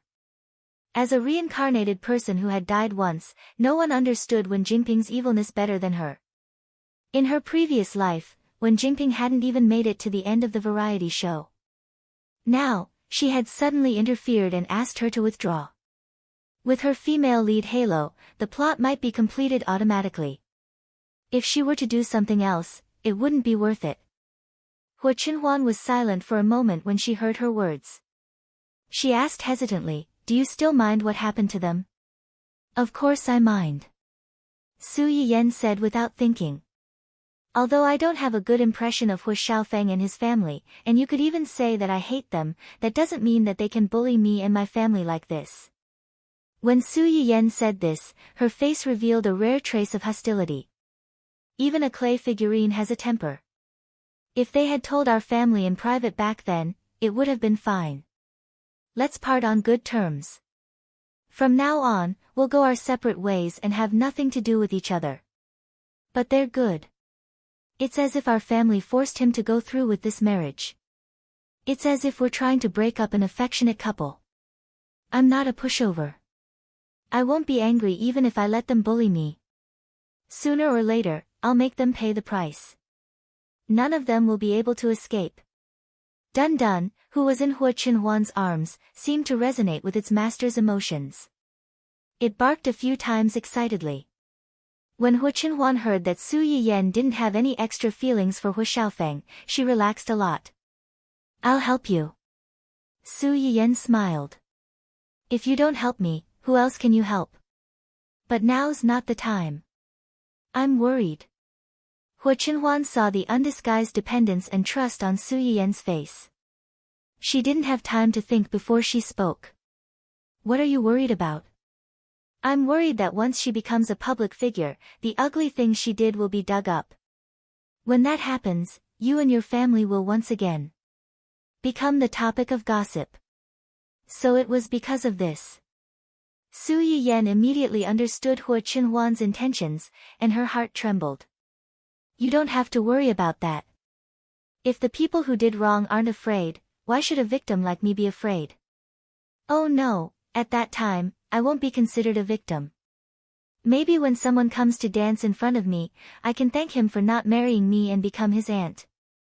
Su Yiyan's eyes were shining when he said this. It was obvious that he was very satisfied with this outcome. But, 1 month is so long. Hua Qinhuan's fingertips stiffened. In fact, Su Yiyan was not the only one who was impatient. If it was possible, he also hoped to write this person in front of him into his household register as soon as possible and enclose her in his private territory forever. Tomorrow, I'll look for you tomorrow. As soon as Hua Qinhuan finished speaking, Corgi, who was in her arms, began to struggle frantically to show his existence. Seeing this, Hua Qinhuan tactfully added, bring it along. Su Yiyan held back her laughter and nodded. Okay, is there anything you want to eat? I'll make it for you tomorrow. Hua Qinhuan's heart moved slightly. As long as it's made by you, I'll like it. Su Yiyan. What was the difference between following and following?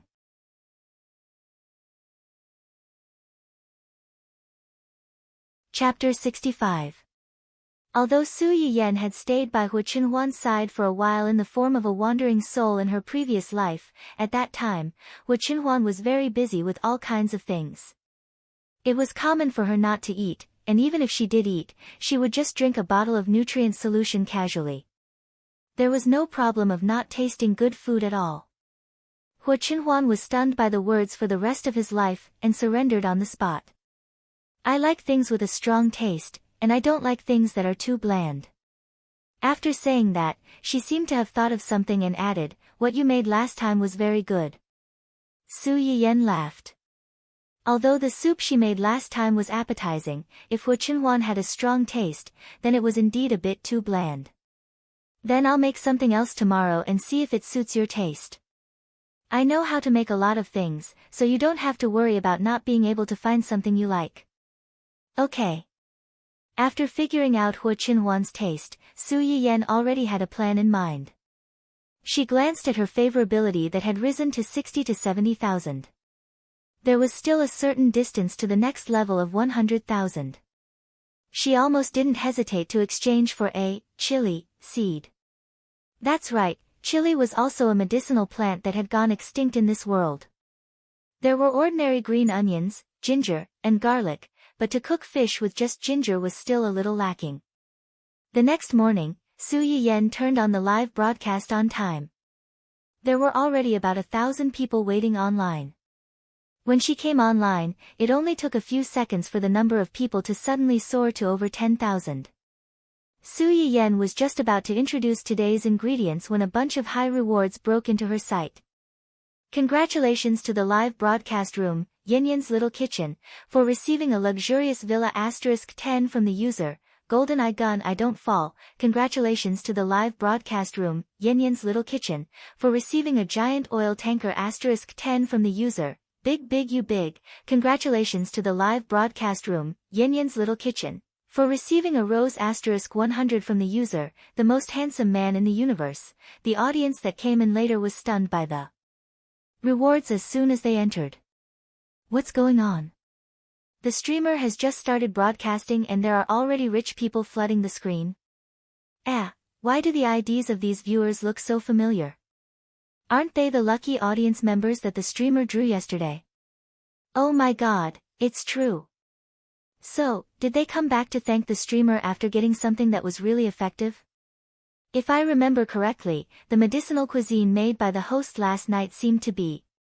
So these people, the internet had memories, especially since there were quite a number of people who had watched the live broadcast yesterday. Everyone still remembered what the two of them had done before the lucky draw. At this time, everyone was competing at the two of them on the screen, asking them to prove whether Su Yiyen's medicinal cuisine was really effective. Naturally, it was impossible for the two of them to appear. Just like before, they silently pretended to be dead. However, this did not affect their good mood at the moment. Take Yang Jinyu for example. After drinking the soup, he hesitated for a long time. In the end, he still asked his new 99th girlfriend out. After a simple candlelight dinner, the two got down to business. Yang Jinyu was pleasantly surprised to find that the problem that had been troubling him recently was really solved.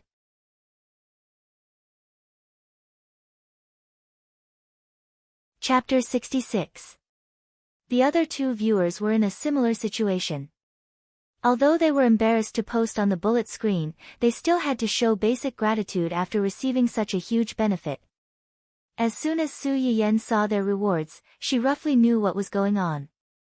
She had received their faith points yesterday, which meant that they should have all drunk her soup and had a deep understanding of the effects of those soups. After thanking them one by one, she told the audience in the live broadcast room about today's arrangements.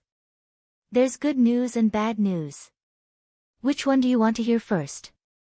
This fatal opening caused the bullet screen in the live broadcast room to freeze for a few seconds. After that, someone asked with concern, "What's the bad news? Did the streamer encounter any difficulties?" Su Yiyen was stunned for a moment. She didn't expect such a reaction from the audience. Her eyebrows curved slightly, but she couldn't help but laugh. The bad news is that my husband is coming over today. I have to prepare food for him now, so I can't give any of the dishes in the live broadcast room to you today. I'm sorry. This result was beyond many people's expectations, but most of them expressed their understanding. The dishes were originally made by the streamer, so she naturally had the right to decide whether to give them away or not and who to give them to. Instead, they were more concerned about, my husband? Does it mean what I think it means? Why am I so caught off guard by such a large amount of dog food when I'm watching a gourmet live broadcast early in the morning? A dog's life is difficult. The streamer personally washed her hands and made soup for him. Forgive me for turning into a lemon essence on the spot. Hey, didn't anyone realize that the streamer said she was coming over? Since they're a couple, she shouldn't have said anything about coming back. Are they living separately or on a business trip? Su Yiyen saw this comment at a glance and explained with a faint smile, "We're having our wedding next month, so we're not living together yet." Everyone suddenly understood. So they're just engaged. Does this mean that I still have a chance? Yes. Marriage is not a trifling matter. Is the streamer really not going to consider me? I'm actually also, audience A and B were just joking. In fact, they didn't have the idea of interfering in someone else's marriage. As a result, after posting a comment, when they were about to post another one, they found that they were banned. Audience A and B. For the first time, Hu Chenhuan exercised his authority as a moderator by deleting all the comments that were trying to poach his girlfriend. He also muted them for an hour as punishment. Only comments were left discussing their wedding, asking if Su Yiyen could broadcast the wedding live, or giving out some small benefits on the wedding day, like making a few more medicinal cuisines for the lucky draw. Su Yiyen, on the other hand, didn't notice it at all. He said very nicely, "I might be very busy on the day of the wedding, so I can't broadcast it live. However, I will compensate you later by giving you some other things." Good news? The good news is that there will be more dishes to cook today, and the live stream will be longer. As soon as Su Yiyen's words came out, the bullet screen was filled with wailing. How is this good news? Is there anything more torturous than being able to look but not eat? There were too many complaints on the screen. In the end, Su Yiyen could only helplessly say, "All right, as compensation, I will activate the tasting system today. Although I can't eat the real thing, I can at least try it. Is that okay?"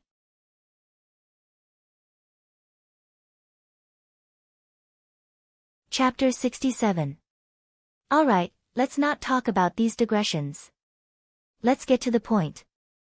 Our first dish today is spicy boiled fish. The main ingredients used are 3 to 4 caddies of grass carp, ginger, garlic, and chili. You can add the rest of the vegetables according to your tastes. Su Yiyen specially reminded them, because the smell of chili is quite strong, some people may feel a little choked when smelling it for the first time. You can choose whether to turn off the smell simulation system or not.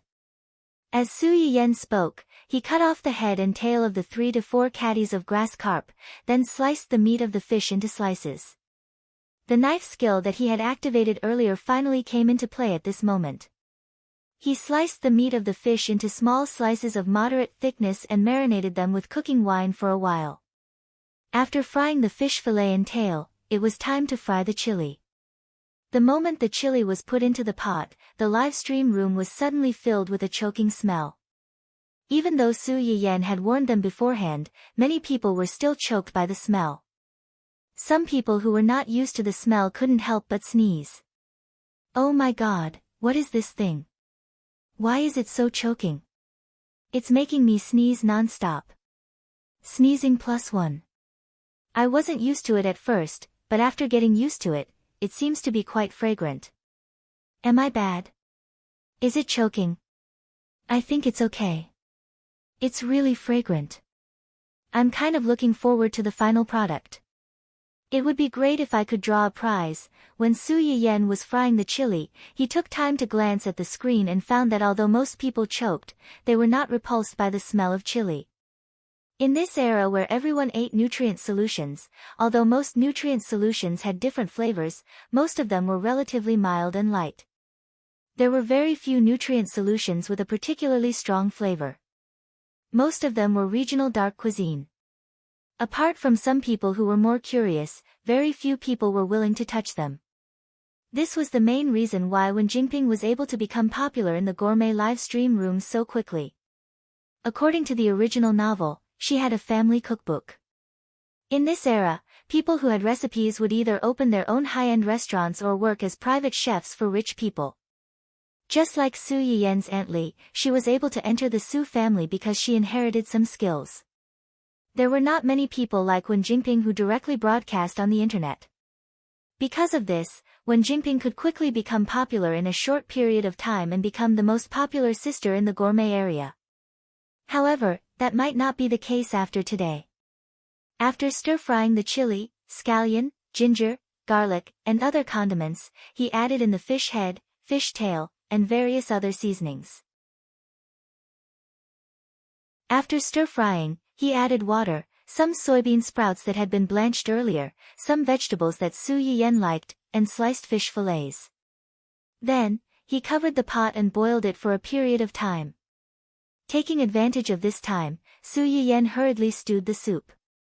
Today, we'll be stewing cinnamon pork stomach soup. Other than pork stomach and lean meat, we'll also need ginger, barley, and cinnamon. I'm sure everyone is familiar with the rest. Let me introduce Job's barley and cinnamon to everyone.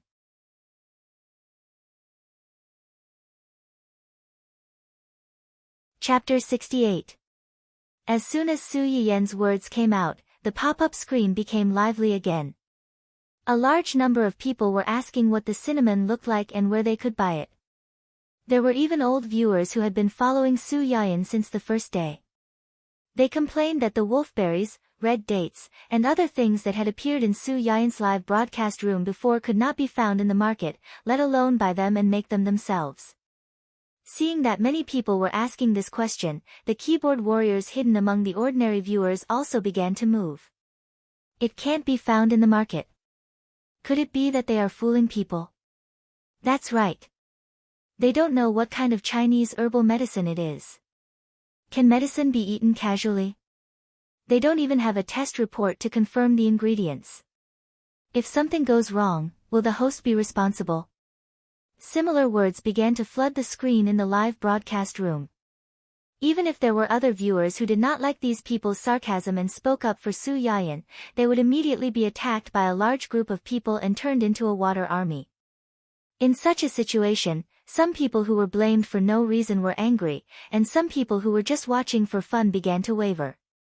They felt that what these people said was not unreasonable. Just as a few lucky viewers who had been drawn before and were watching the live broadcast wanted to stand up for Su Yayan, all the comments questioning whether there was a problem with the Chinese herbal medicine were suddenly cleared. Several accounts that stirred up trouble in the live broadcast room were also directly banned. A line of words floated across the top of the live broadcast room in an extremely eye-catching and arrogant manner. Those who take the lead in questioning the host in the live broadcast room will be banned. After being banned, all accounts with the same identity and the same IP will never be able to participate in the live broadcast room's lucky draw. As soon as this sentence floated out, many people were surprised again. Huh? Did I see it wrong? Our live broadcast room has a moderator. Upstairs, you didn't see it wrong. That glittering golden font special effect. Damn, the moderator is the daddy of the leaderboard. No wonder those problematic comments just now are all gone. The great leader of the leaderboard is mighty. I'm so annoyed by these keyboard warriors who are questioning this and that everywhere. They are wearing the skin of a moralist and doing dirty things. Su Yayan had just finished blanching the pig's stomach and put it into the stew pot with lean meat, ginger, barley, and cinnamon to stew.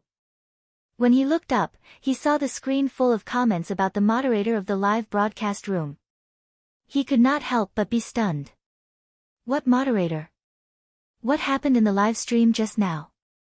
Nothing. Everyone is just discussing where to buy these Chinese medicinal herbs that the streamer mentioned. In addition, we are also wondering why there is suddenly a moderator in our live broadcast room. The viewers who stayed behind weren't stupid. Fang Guanqing's comments were banned because he didn't want the streamer to feel bad after seeing those comments. If they brought up the past now, they would be too inconsiderate. Su Yayan had already thought of a solution to the purchase problem before the live broadcast, but it was still too early to completely solve this problem. The problem with the materials is a bit troublesome. We need to wait for a while to solve it. There will be a day when we can buy it. This sounded like an empty promise, but for those who were troubled by various difficult and complicated diseases, it was a life-saving straw. After Su Yayan gave an affirmative answer, the audience quickly changed the topic and asked a question that they were very concerned about.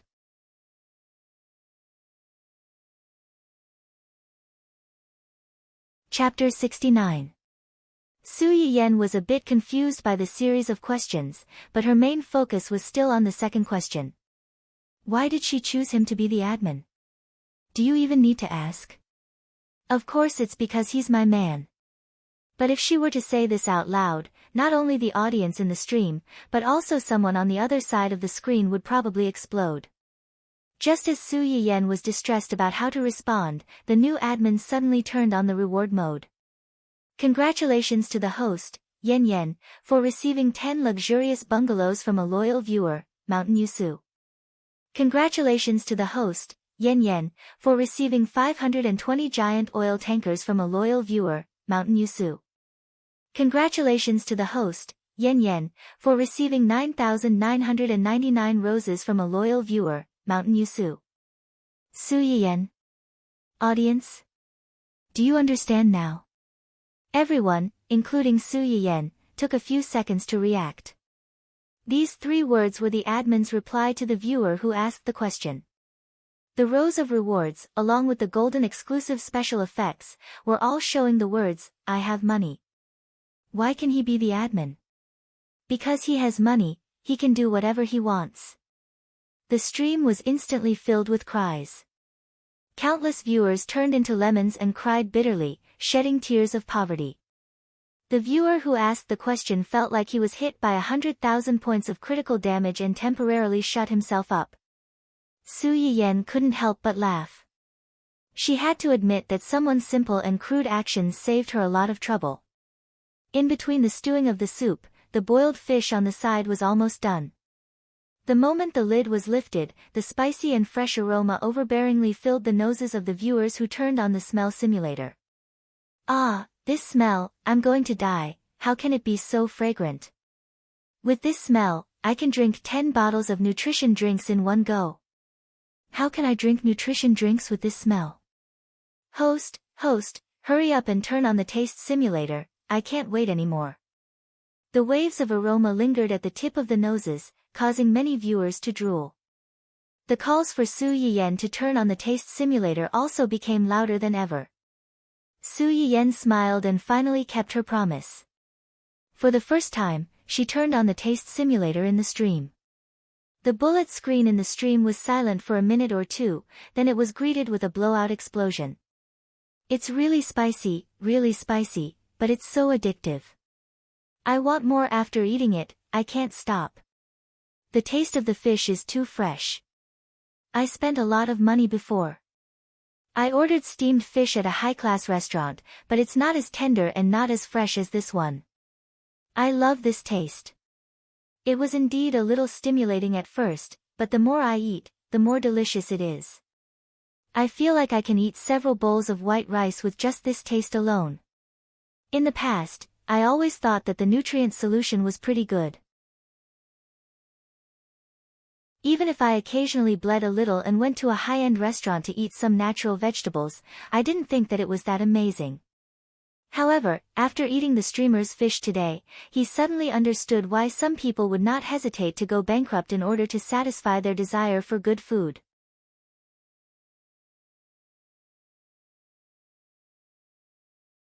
Chapter 70. When Su Yiyen saw the last comment, she couldn't help but laugh. The chili she planted this time was semi-dehydrated, so it was obvious how spicy it was. Some people couldn't get used to putting it in the spicy boiled fish as seasoning, let alone eating it directly. Fortunately, this was just a taste simulation on the internet. If they dared to eat it in reality, they would probably die from the spiciness. The taste of chili itself is quite stimulating. It's best not to eat it dry, or you may have some symptoms of stress. Su Yiyen's kind reminder didn't hurt the audience's admiration for the spicy boiled fish. Many people had already tried to act cute and begged Su Yiyen to be merciful and change her mind to draw a prize. Su Yiyen was unmoved. She only smiled faintly and said, "When chili can be sold publicly in the future, everyone can cook fish at home and eat it. It's best to use grass carp to cook spicy boiled fish because grass carp is delicious and tough. Its meat won't break when it's boiled. The weather is getting colder now. Eating spicy things can promote blood circulation, so the body and limbs won't be too cold. It also has the effect of strengthening the immune system. Grass carp is rich in nutrients. Eating more can also have the effect of beautifying the face and warming the stomach. However, eating a little is enough. Don't eat too much. It's easy to get heaty if you eat too much chili." However, these words didn't comfort the audience in the live broadcast room who were crying piteously for food. "Is that the fish I'm missing? I lack chili and the host's hands. When can we buy chili? I feel like we have to wait for a long time. Woo-woo, I feel like the host is fooling us. I can't refuse this recommendation." The audience in the live broadcast room was crying in their hearts because they couldn't eat the real hot spicy boiled fish. However, they couldn't resist the temptation of the delicious food and wolfed it down. Su Yiyen ignored the complaints on the pop-up screen and prepared the other two dishes she chose, kung pao chicken and spicy crayfish. The ingredients of these two dishes were relatively simple. The main ingredients were chicken breast and crayfish, and the more complicated seasonings and scattered side dishes. The chicken breast was okay, but many viewers were afraid of the crayfish's appearance. These pincers are so big. I'm a little scared just looking at them. I know. This is a crayfish. Its pincers are especially big, and it's very painful when it pinches people. There are some near the beach near our house. The high-end restaurants nearby also sell this. I bought it once. It's a little fishy and earthy, and it doesn't taste good either. I keep eating sand. Sand? Su Yiyen pondered for a moment and roughly figured out the reason. Most of the places where lobsters live have silt, so most of the lobsters still have silt in their bodies when they're caught. Before cooking them, you need to put them in clear water for 1 to 2 days. Let them spit out all the silt, then there won't be the smell of dirt. Other than that, prawns usually have a line, which is the black line on the back of the prawn. Su Yiyen purposely picked out the shrimp's intestine and showed it to the audience. This is the shrimp's excretory system, and it contains the shrimp's unfinished excretory waste. If you don't remove it, it won't be clean, and it will affect the taste.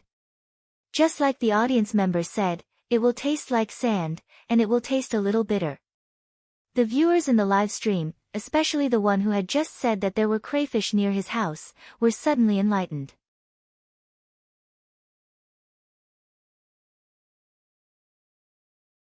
Chapter 71. With the help of his knife skills, Su Yiyen quickly removed the shrimp lines from the large pot of crayfish and started to stir-fry a series of ingredients. Compared to the initial discomfort, the audience had gradually adapted to the taste of the chili. Many people had begun to drool even before the main ingredients were put in. Not to mention the audience who had turned on the taste simulation system. They were tasting the spicy boiled fish next to them while staring at the crayfish in Su Yiyen's hands. It could be said that they were looking at the pot while eating from the bowl. The crayfish and kung pao chicken were not difficult to make. After the ingredients were stir-fried, the main ingredients were put in and stir-fried. Then, a series of spices were added and water was added to the sauce. As long as the fire was controlled well, there would be no dark cuisine. Although many people were afraid of the crayfish's slightly ferocious pincers at the beginning, when it came out of the pot, most people could not control their hands and mouths at all. This crayfish doesn't taste like dirt at all. It's sweet and chewy. It's super appetizing when paired with the spicy taste. Yes, yes, yes. There's a big difference between having shrimp lines and not having shrimp lines. The one I ate before was bitter and rough. Plus, it didn't have this spicy taste. It was edible, but compared to this one, it's like heaven and earth. What a waste of God's gift. Woof. It's great to eat, but the more I eat, the hungrier I get. My stomach is growling a few times. I seriously suspect that the streamer is doing this on purpose. Sob, sob, sob. I regret it. This is not a benefit at all. It was fine before. I could just take a whiff, and I could still bear it. Now that I've eaten the streamer's dishes, how can I eat the tasteless nutrient solution? Although the taste simulation system in the live broadcast room could simulate the taste of food for people to taste, it was still virtual and not real. It could not give them a sense of fullness. As long as they thought about having to go back and drink the nutrient solution after tasting such delicious food, many people felt that they had nothing left to live for. Hua Chinhuan looked at the wailing and howling on the screen, but his mood was unprecedentedly happy. Howl all you want. No matter how much you howl, these dishes were made for him to eat. No one can snatch them. If it weren't for the fact that he didn't want to expose himself, he wouldn't even let Su Yiyen use the taste simulation system. Hua Chinhuan was feeling smug and gloomy at the same time. Suddenly, she saw a few words on the screen, and her face sank. Shameless trashy streamer. She even plagiarized our Lord Fuping for marketing purposes. Shameless B asterisk TCH, do you really think that our Lord Fuping has no fans? The plagiarist was killed on the spot. Our great Fuping has just been invited to participate in a variety show, and someone can't wait to take advantage of the situation and plagiarize to get to the top. This trashy streamer is really shameless. At this time, Su Yiyen had just put the last dish into the pot. When he looked up, he saw these messages. His face sank, but he had a faint understanding that it was finally here. She flipped the vegetables in the pot as if nothing had happened and chuckled, "Are you trying to scam me?" These words angered the fans who came to find fault, and the bullet screen that popped out instantly became denser. Scamming? Our Lord Fuping is the #1 sister in the gourmet area. Why would she need to scam you, a little transparent person with only a few 100,000 fans? That's right. The streamer plagiarized shamelessly and wants to make a false accusation. Click. The sound of food being put into the pot could be heard, followed by a burst of fragrance that made people who smelled it want to swallow their saliva.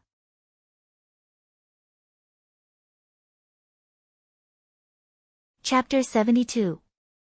The people who were looking for trouble were stunned for a few seconds because of the sudden fragrance of the dishes, but when they heard this, they quickly reacted. Of course, the plagiarist won't admit to plagiarism. Who in the gourmet area doesn't know the name of our Fuping Dada? Recently, some swindlers have appeared in the gourmet area. Anyone who watches their live broadcast knows that they are imitating Fuping. Unfortunately, a fake is a fake, and it can't become real. Fuping Dada's last live broadcast before participating in the variety show was fish. The host made a big pot of fish today and dares to say that she didn't plagiarize? She's really shameless. These people came aggressively and confidently.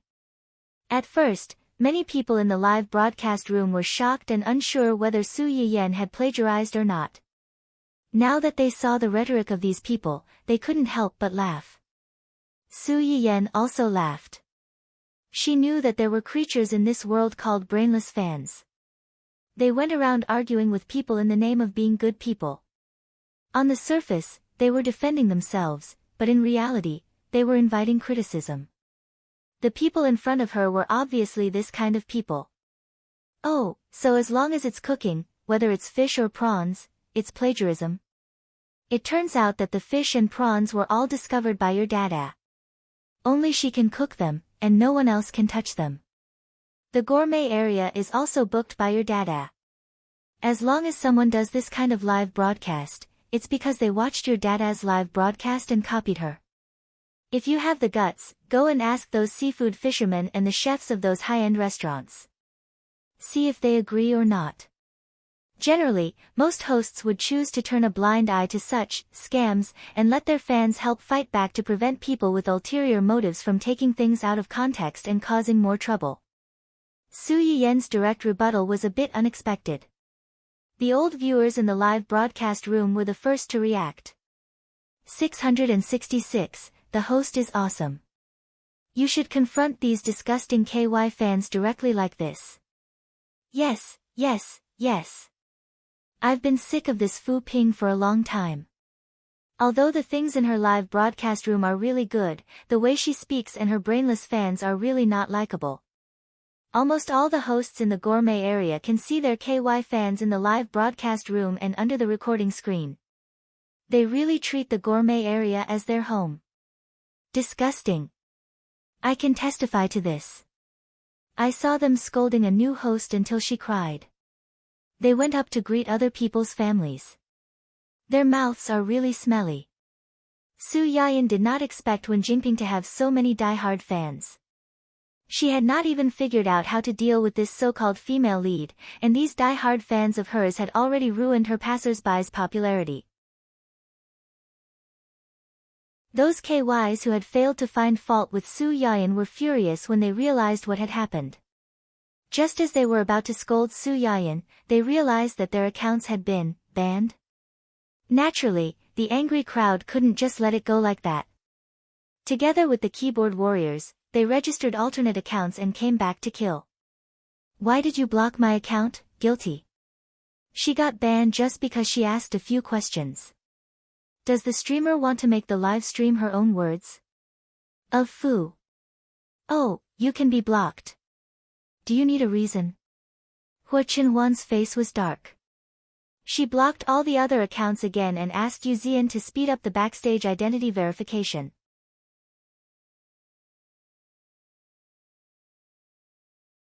Chapter 73. The group of people who were dragged into the dark room again were furious.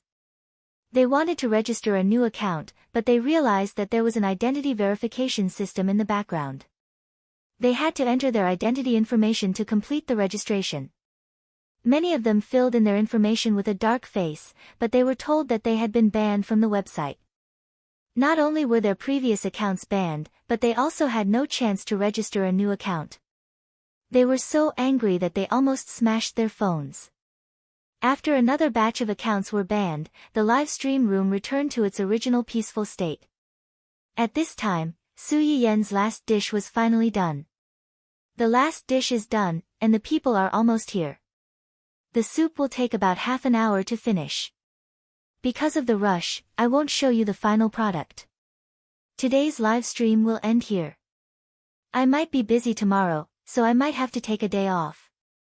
When the specific time for the next live stream is confirmed, I will announce it in advance. If you are interested, please pay attention. As soon as Su Yiyan finished speaking, a bunch of gift effects appeared in the live stream room. At first, it was only the admin who was sending gifts, but later, there were a few more people who took turns to send gifts. The scene was spectacular. Su Yiyan took a closer look and realized that most of the people who were sending gifts were the lucky viewers that she had picked before. After turning off the live stream, Su Yiyan breathed a sigh of relief. She walked out of the kitchen and asked a few servants to bring the big pot of boiled fish and 2 other dishes to the table. As soon as she turned around, she saw her parents and brother looking at her expectantly. Su Yiyan, you guys. Didn't you leave? Ahem. Father Su's wife pinched his arm. He said with a cold face, I heard from Auntie Li that Hua Qinhuan is coming to our house today. Su Yiyan. It was so hard for her to live under the watchful eyes of a group of people.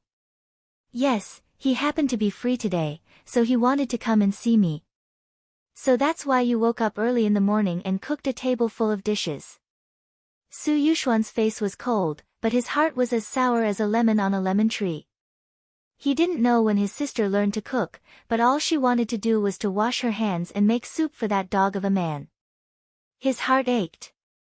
Cheng Xiuqin wasn't as hostile to Hua Qinhuan as the father and son, but she was very interested in the delicious dishes that her daughter made. She immediately said, this is the first time he's coming to our house.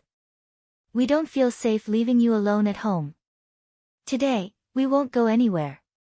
We'll stay here with you. That's right. This is the first time that the future son-in-law comes to visit, and there's no one at home to back you up.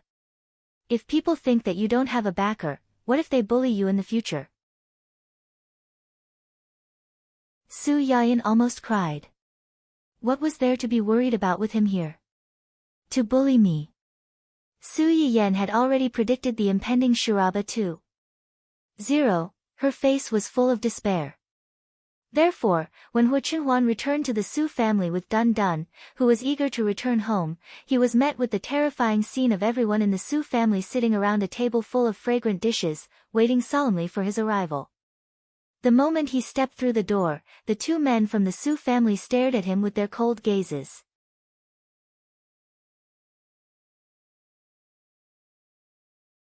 Chapter 74. The duel between the 3 men began with their eyes. The moment their eyes met, sparks flew everywhere. It was frightening to watch. In the end, Su Yiyan was the first to break the silence. He stood up and walked over. You're here. We're just in time for dinner. I'll take you there. Su Yiyan reached out his hand and squeezed Hua Qinhuan's shoulder. The warmth and softness that did not belong to him left as soon as he touched her. However, Hua Qinhuan's heart strangely settled down. Su Yiyan pushed Hua Qinhuan to sit next to him. At the same time, he asked Aunt Lee to take Dun Dun to the side to feed him dog food. Dun Dun was very unhappy.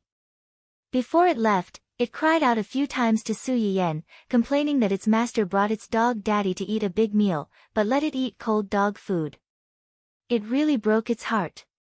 Sure enough, with a dog daddy, it lost its master's favor. Su Yiyen skillfully adjusted Hu Qinhuan's wheelchair to a position corresponding to the dining table. Unintentionally, he drew another wave of hatred for her. Cheng Xiuqin saw this small detail. His eyes flashed, but he said nothing in the end. Everyone's here. Let's start eating. The dishes I made today are a little heavy. Try them and see if you like them. If you like them, I'll make them again next time. These words were clearly said to everyone present. However, Hu Qinhuan subconsciously felt that Su Yiyen said it to him. Hu Qinhuan's hands, which were hanging by his side, tightened slightly.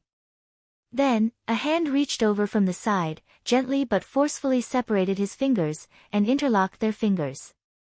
The three people on the other side of the table did not notice the small movement between the two. When they heard Su Yiyen's words, they looked at each other and picked up their chopsticks to grab a piece of fish. It was not that Aunt Lee had never made fish for them before. It was just that most of the time, she made steamed fish. Although the taste was not bad, they always felt that something was missing. The moment the fish made by Su Yiyen entered their mouths, it gave them a very different taste stimulation. Cheng Xiuqin usually had a mild taste. When he took the first bite, he frowned, but he was not in a hurry to spit it out.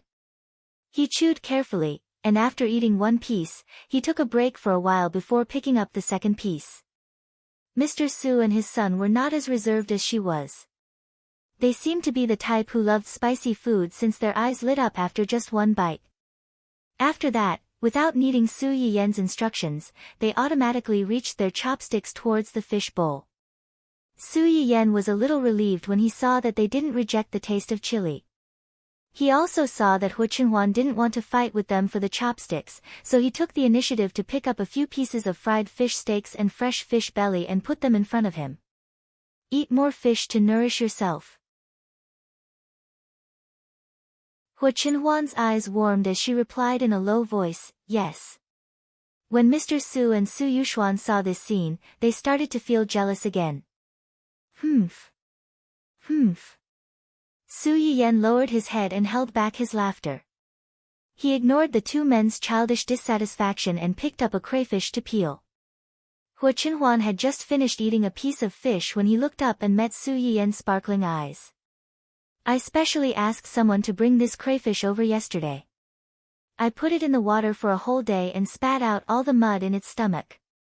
Now, it doesn't taste like mud at all. It's very sweet. You. Cough, cough, cough, cough, cough, cough, cough, cough, cough. Before Su Yiyen finished speaking, a trio of coughs sounded in his ears. He turned his head in confusion and saw that the three people opposite him were staring at the crayfish in his hand with incomparable passion.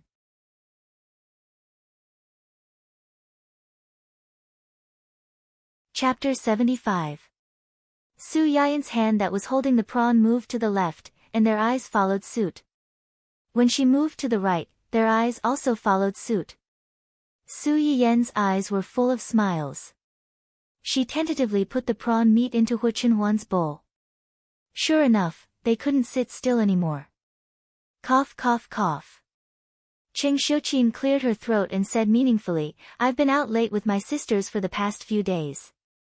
My mouth always feels bitter, and I don't have an appetite for anything. With her leading the conversation, Su Yuxuan hurriedly chimed in, me too. Recently, I've had to go out to socialize when discussing business deals. I drank a little too much and my mouth tastes bitter. It's so dry that I feel uncomfortable. Although Mr. Su didn't join them in the commotion, his eyes fixed on the prawn meat was actually a crazy hint. Su Yiyen glanced at the three people who were crying piteously for food, then turned to look at Hu Qinhuan. In the end, she put the first piece of prawn meat she peeled into her mother's bowl. Mom, eat this prawn. It's beautifying and tastes good. Cheng Xiuqin was overjoyed. She looked around like a victorious peacock. After showing off her position in the family, she picked up the red and white prawn meat and stuffed it into her mouth. With just one bite, she was captivated by the chewy texture. Delicious. Eat more if it's delicious. Su Yiyan picked up another prawn and peeled it. In an instant, everyone's eyes were focused on her hands. Cheng Xiuqin won first place and was content to watch from the sidelines. Mr. Su, on the other hand, was a little nervous. He was afraid that he would fall behind the two juniors. It was natural for him to be one step behind his wife. However, if his position in his daughter's heart was lower than the two juniors, then it was really, fortunately, Su Yiyan didn't disappoint him. The second prawn successfully landed in Mr. Su's bowl. Mr. Su breathed a sigh of relief. He happily picked up the prawn that his precious daughter had peeled for him and put it into his mouth. If there weren't outsiders present, he would have taken out his phone to take a 360-degree picture of the prawn and posted it on his WeChat account. He would have made his old classmates jealous and hate him. Seeing that his parents each had a prawn, Su Yuxuan, on the other hand, was calm. He didn't believe that in his sister's heart, he was inferior to a wild man that she had only known for a few days. However, many things in this world was what he feared most. After Su Yiyan peeled the third prawn, she didn't even look at her big brother. And naturally, she reached for Hu Qinhuan's bowl.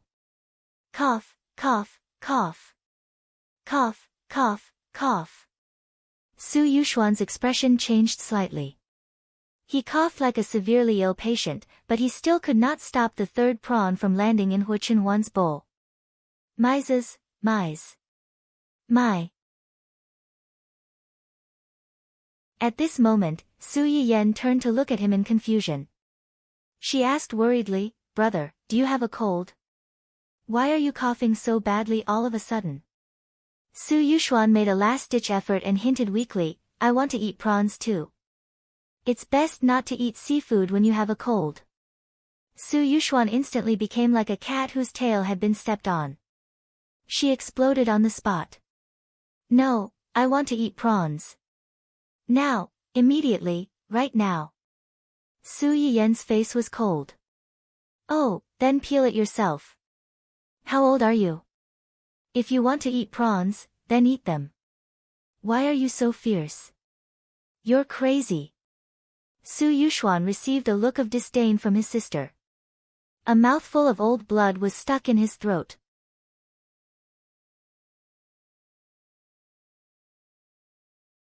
Chapter 76. Elder brother Su, who had failed in his attempt to beg for food and had been despised instead, silently teared up and was self-sufficient. Su Yiyan glanced at him and retracted her gaze to see if Hu Qinhuan liked to eat crayfish. Before she could turn her head, a piece of plump and fragrant crayfish meat was delivered to her mouth. Su Yiyan turned her head in confusion and met Hu Qinhuan's gentle and smiling eyes. After being stunned for a moment, Su Yiyan quickly reacted. Her eyebrows curved as she opened her mouth and ate the crayfish meat. Her soft lips brushed against his slender fingers. Hu Qinhuan's eyes darkened, and there was a hint of forbearance and restraint in the depths of his eyes. This intimate feeding scene naturally fell into the eyes of the three people sitting opposite them. They felt like they had lost somewhere. After Su Yiyan finished eating the crayfish meat that Hu Qinhuan handed her, she suddenly seemed to have thought of something and chuckled. "What's wrong?" "Nothing, I just suddenly thought of a saying that I read before." "Saying?" "Crayfish are very troublesome to eat, so there was a saying on the internet before, to determine whether a man is worth entrusting your life to, you have to see if he's willing to peel crayfish for you, and how long he's willing to peel crayfish for you." Hu Qinhuan's eyes flickered. She silently picked up the crayfish on the plate and began peeling it. After about 10 seconds, another piece of crayfish meat appeared in Su Yiyan's bowl. "For a lifetime." "What?" "As long as you like it, it's for a lifetime." Su Yiyan quickly realized that Hu Qinhuan's words meant that as long as she liked it, he could peel crayfish for her for a lifetime. Her face instantly turned red, and she silently lowered her head to pick up the crayfish meat in her bowl. The crayfish meat that had perfectly absorbed the soup should have been spicy, but Su Yiyen felt that it was strangely sweet in her mouth. Mr. Su and elder brother Su, who were silently sitting opposite them. This dog of a man only knows how to sweet-talk my daughter, sister. Beast, scum. Before the father and son could react, Qing Xiuqin took the initiative and pushed his bowl in front of Father Su. Mr. Su, who had been a slave to his wife for 20 to 30 years, immediately understood what his wife meant. He immediately forgot about his anger and sat beside his wife, diligently peeling the prawns for her. She even had the thought of competing with Hu Qinhuan. She peeled the prawns neatly. In just a moment, she had stacked half a bowl of prawns for Qing Xiuqin. Brother Su watched as his father changed sides at the last minute.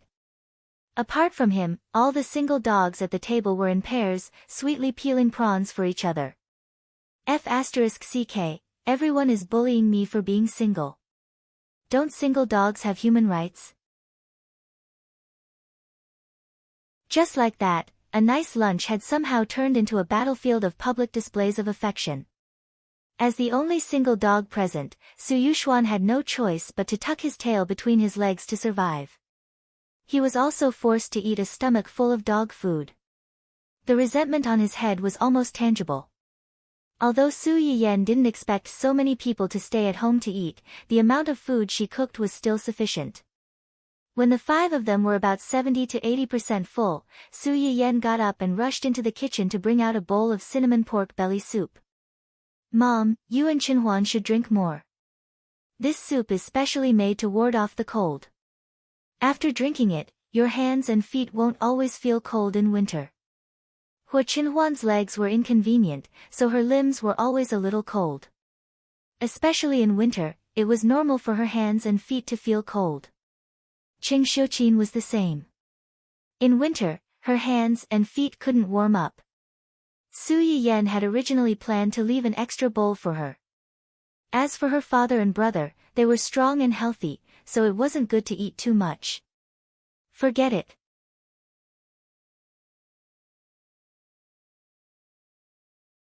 Chapter 77. Regardless of the effect of the soup, drinking such a steaming bowl of soup after the meal warmed up their bodies from the inside out. It was very refreshing. In the end, there was not much left in the large bowl of soup, and almost all of it went into their stomachs. They went from being 70 or 80% full to 80 or 90% full. Once a person ate too much, they would feel drowsy and sleepy. The Su family was in a similar situation now. However, at the thought that someone was still here, the sleepiness in Mr. Su and Brother Su's head suddenly flew away. They looked at Hu Qinhuan with more scrutiny. Come with me to the study, Mr. Su looked Hu Qinhuan up and down and said before leaving with Su Yuxuan. Hu Qinhuan's hand that was holding the wheelchair tightened, but she did not say anything. She obediently followed behind the two of them and left. Su Yiyen was a little anxious when he saw this. He got up and was about to follow, but Qing Xiuqin stopped him. Mom, Dad, and brother, what's wrong with them? They just want to talk to him about something. It's not like they're going to swallow him alive. Look at how nervous you are. Just wait here with me. You're not allowed to go anywhere. Su Yiyen was not comforted at all. He thought that they would not swallow him alive, but they would do something worse than that. At that moment, the father and son, who were already determined to do something terrible, walked into the study and went straight to the point.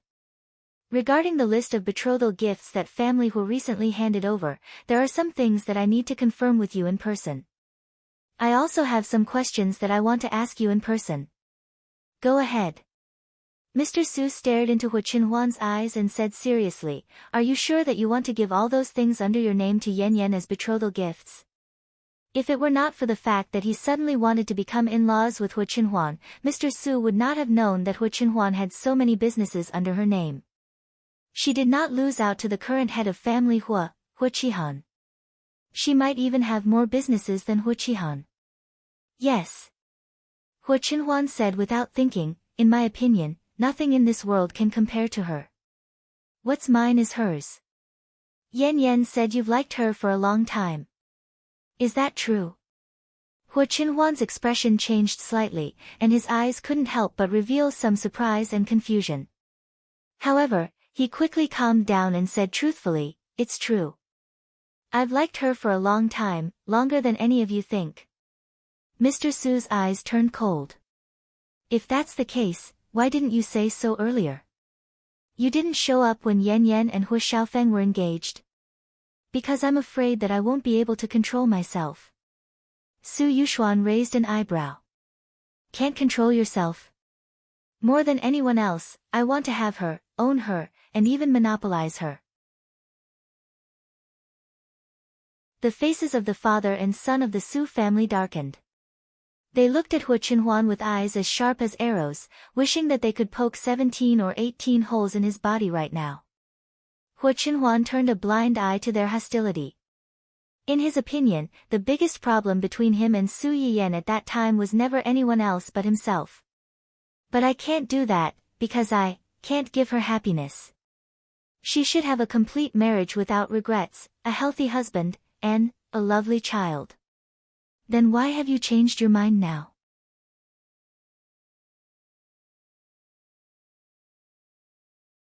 Chapter 78. Mr. Su was silent for a long time, then he sighed. Actually, I was very opposed to this marriage from the beginning. Hu Qinhuan's eyes darkened, and a trace of hostility flashed across his eyes. Mr. Su seemed to have realized something, and he sneered. It's not just because of your legs, but also because of you. You're too lethargic. He was clearly a young man in his early 20s, but he always gave people a sense of lethargy and coldness, as if he had one foot in the grave. He was like a black panther hibernating in the abyss, ruthless and ruthless. He could rush out at any time, snap your throat, and take you down to hell with him, never to be reincarnated. As a father, even if he knew that such a person was not an ordinary person, he would never want his daughter to be entangled with such a dangerous person. But after seeing the way the two of them interacted with each other, Mr. Su's thoughts unexpectedly changed. Hu Qinhuan might indeed be a dangerous person, but the way he looked at his daughter could not lie. When he looked at other people, there was only coldness and depth in his eyes, like a god overlooking the world from a high position, and he would not feel any sadness or joy for the ants in his eyes.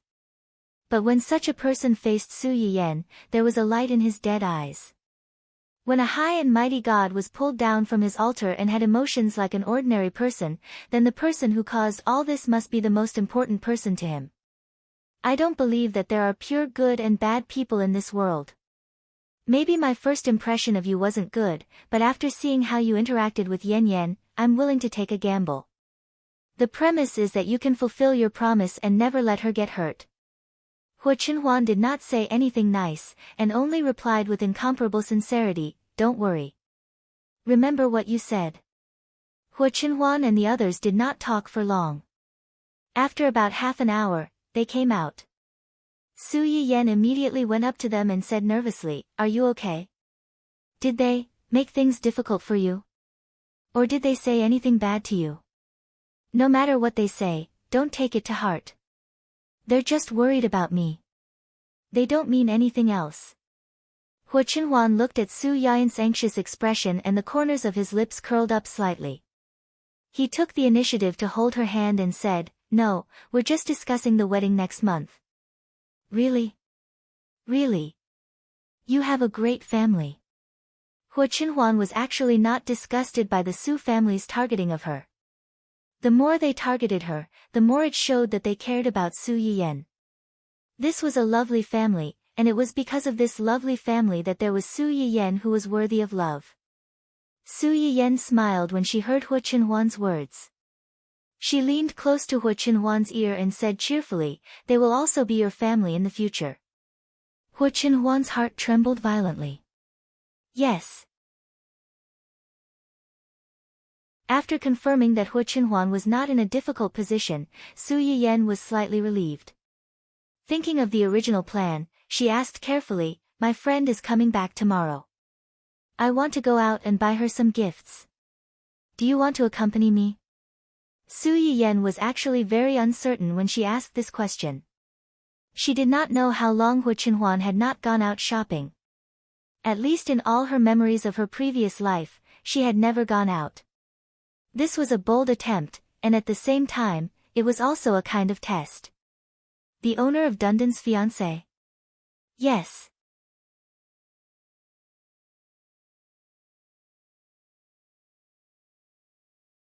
Chapter 79. Gu Xiaoyang and Yu Zian were shocked when they found out that Hu Qinhuan was going shopping with Su Yiyen. Ever since Hu Qinhuan's leg became like this due to the accident, he had never attended public places such as banquets or shopping malls. He would not go out if he could. If he had not heard about Su Yiyen's incident, he would not have appeared at Hu Qihan's house that day. But now, he had promised Su Yiyen that he would accompany her to the shopping malls where people came and went. Gu Xiaoyang and Yu Zian looked at Su Yiyen as if she was an evil concubine who would bring disaster to the country. Su Yiyen did not care about what they thought. She took Hu Qinhuan straight to the nearest department store. What do you think I should get her? And Huahua, she's Dundon's fiancé. She's our future daughter-in-law. We have to buy her a gift or something. Hu Qinhuan was almost amused by her. That dog is called Huahua. If she's our daughter-in-law, won't your friend be our in-law? Su Yiyen smiled and nodded hurriedly. You can say that. Is there anything she likes? Her. She likes money. Money? Hu Qinhuan was a little confused by this elegant and refined answer. Su Yiyen frowned slightly and showed a trace of disgust. Hu Qinhuan noticed this immediately. The smile in her eyes faded a little and she asked with concern, "What's wrong?" Su Yiyen shook her head. Forget it, I won't ask you. If I ask you to buy something for her, it'll feel like you're helping to pick out a gift for her. I'll be jealous. Yu Zian, who was a few steps behind the two of them, vaguely heard the last sentence. Were all girls so direct these days? When Hu Qinhuan heard Su Yiyen's words, she was stunned as well. Her expression softened as she replied in a low voice, okay. In the end, Su Yiyen decided to go to the clothing and accessories store, and then go to the pet store to buy some toys for Dun Dun and its little friend. In the end, Su Yiyen chose a beige scarf from the new autumn/winter style. Just as she was about to take her things to the counter, she suddenly saw another man's scarf not far away. Hu Qinhuan sat in his wheelchair and looked at the people coming and going in the shopping mall. His eyes were cold and deep, and no one could tell whether he was happy or angry. Suddenly, a warm scarf was wrapped around his neck. Hu Qinhuan was slightly stunned. He raised his head and met Su Yiyen's sparkling eyes.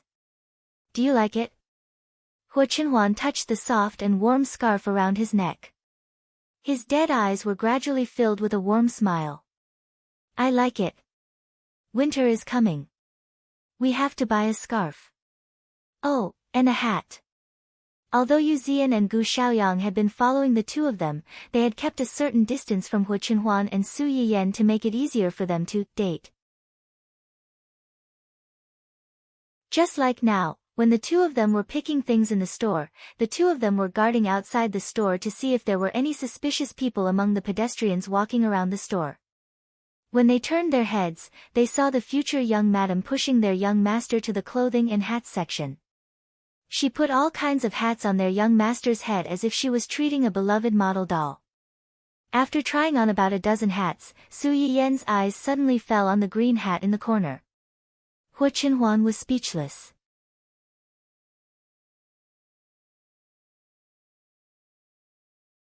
Chapter 80. Su Yiyen seemed to be a little surprised by the two hats.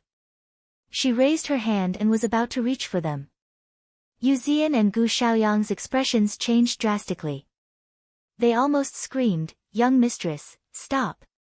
As if she had heard their inner cries, Su Yiyen's hand paused before touching the two hats. She silently withdrew her hand. Then, she turned her head and met Hu Qinhuan's gaze. Su Yiyen blinked and joked, "You like this?" Hu Qinhuan, the scapegoat, who loves being cuckolded, was speechless. Outside the shop, Gu Xiaoyang and Yu Zian were even more furious. Which ordinary man would like a cuckolded hat? Su Yiyan looked at Hua Qinhuan's pitiful look. She finally couldn't help but laugh. Even if you really like this, I won't buy it for you. Give up. Hua Qinhuan was speechless. No, he really didn't like it at all. After trying on so many hats, Su Yiyan really couldn't decide which one to buy. Just then, a voice suddenly came from not far away. No, this is too expensive. It's almost half a year's salary. I'll go back and buy some needles and thread later. It's warm and practical. It's not that expensive. Su Yiyan subconsciously looked in the direction of the voice. Only then did she realize that a young man and a young woman were standing in the scarf section next to them. The girl looked thin and small. She spoke softly and cautiously, like a little white rabbit that was easily frightened. The man standing next to her was in a suit, looking like a successful man in society. When he heard the girl's words, his face darkened, especially when he realized that there were other people not far away. It's fine if it's a normal day, but I'm taking you to meet my old classmates tomorrow. Do you want others to think that I'm abusing you by dressing like this? Or do you want my classmates to know that I was blind to have such a rustic girlfriend like you? The girl's face turned pale and she gripped her bag tightly. From Su Yiyan's angle, she could see the girl's red eyes glistening with tears. Su Yiyan frowned slightly. He looked down on this kind of straight man who yelled and ridiculed his girlfriend for the sake of his own face. However, he was not qualified to meddle in the private affairs of a young couple. He could only look away. What the eye doesn't see, the heart doesn't grieve over. Unexpectedly, she was too lazy to pay attention to this unpleasant episode. However, the man's pride seemed to have been hurt by the fact that there were people watching him. After scolding his girlfriend, he turned his attention to the two people not far away. When he saw the faces of Hua Qinhuan and Su Yu, he was obviously stunned for a moment. Jealousy and envy almost overflowed from his eyes. However, his gaze then landed on Hua Qinhuan's legs. His eyes turned slightly, as if he had understood something. He sneered, full of contempt and mockery. All right. If I tell you to buy it, then buy it. Why are you talking so much? It's not like we don't have money on hand. Unlike some poor people who should just stay at home and pretend to be rich. Aren't you afraid of being laughed at by others? The man had seen Su Yiyan trying on so many hats but still unable to decide which one to buy. He thought that she was hesitating because she was worried about money.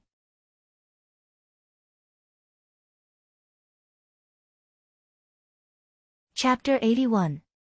Su Yiyan heard this and saw the way he looked at Hua Qinhuan. Her face instantly turned gloomy. She threw the hat on the shelf and shouted, "Waiter!" The waiter in the store had been paying attention to the situation. When he heard Su Yiyan's call, he immediately trotted over and asked with a professional smile, "Miss, is there anything I can help you with?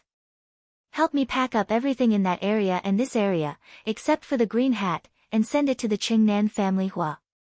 The waiter's eyes flashed and said obediently, "Okay, I'll get someone to pack it up for you."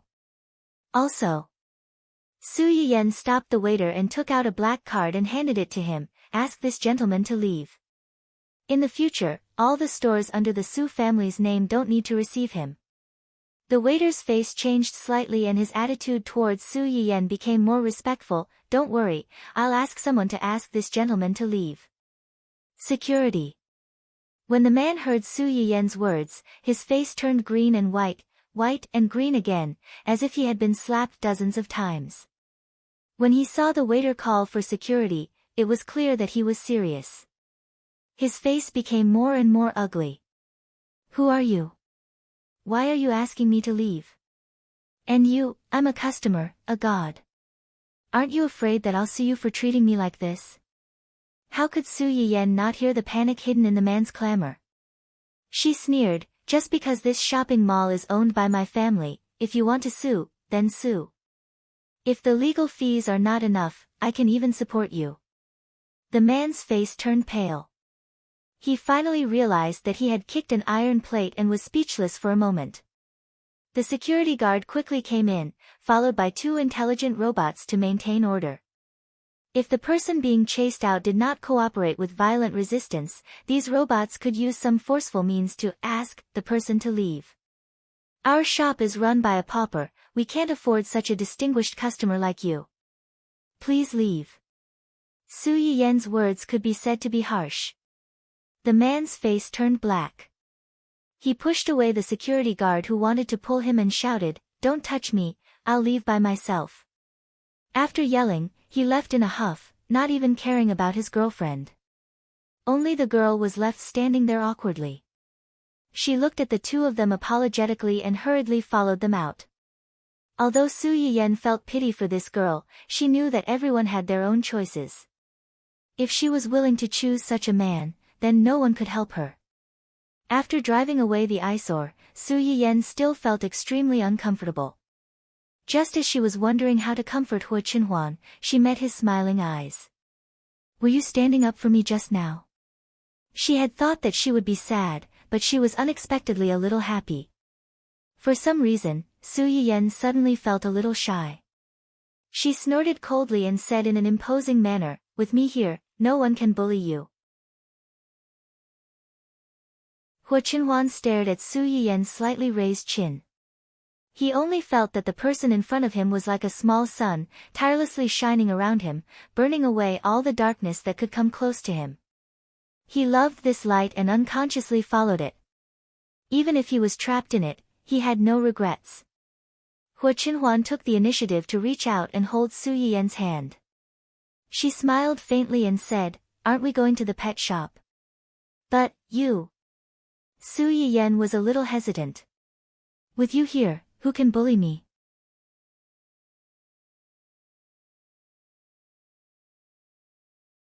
Chapter 82. Gu Xiaoyang and Yu Zian, who were outside the glass wall, wanted to come in and help the moment the man opened his mouth.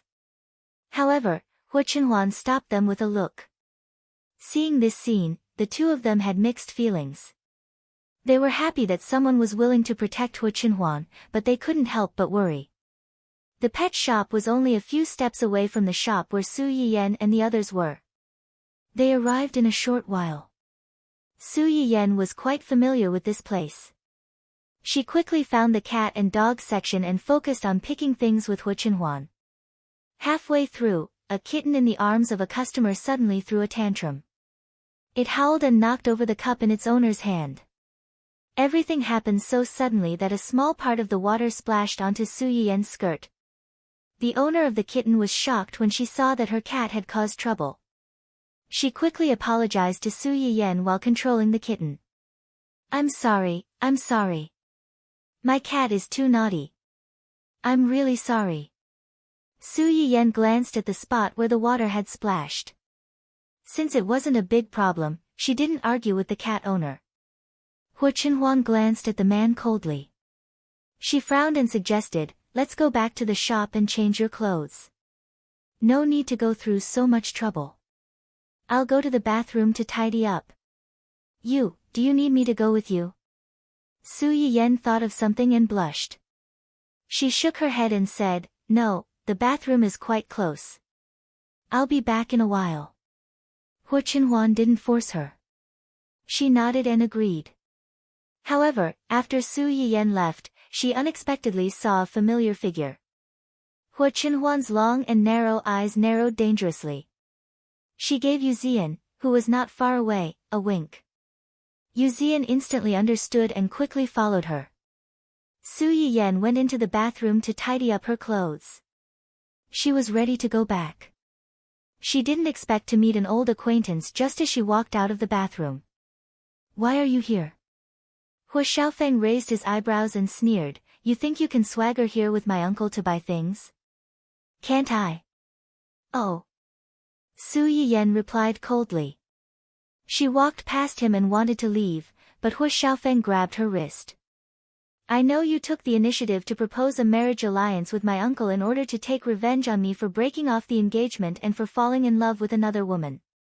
You don't love him at all. You're just using him, right?" Su Yiyan almost punched him when he heard that. He sneered and said, "If I don't love him, who do I love? Is that you?" Hu Xiaofeng was stunned for a moment. He said proudly, "I know how you feel, and I know you're angry and sad because I broke off the engagement. But feelings can't be forced. Although we can't be husband and wife, we can still be friends. You shouldn't let your emotions affect your decisions. Using such an extreme method to hurt yourself and attract my attention is very irrational." Hu Xiaofeng didn't think it was enough. He even added, "If it wasn't for Jingping, I might have followed my family's arrangement and been together with you. But God let me meet her. This means that we're not fated to be together. This is God's arrangement. No matter if it's you or me, we can't go against it. No matter how you struggle, it's useless."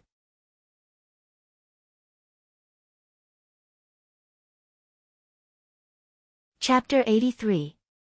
Su Yayan, who was inexplicably stuffed with a groundless love that turned into hatred, and was even dragged by the scumbag to tell her about his deep affection for a certain someone, felt goosebumps all over her body. She was so angry that she laughed and decided not to leave. She shook off Hu Xiaofeng's hand and took 2 steps back. She chuckled and said, "Where did you get the confidence to think that I'm so deeply in love with you that I can't extricate myself from it? I'm even willing to sacrifice my own happiness to attract your attention and beg you to look back at me." Su Yiyan couldn't help but shudder after she finished speaking. Did this man really think that he was a stallion? Any woman who saw him would be infatuated with him and would live or die for him. She wasn't cheap.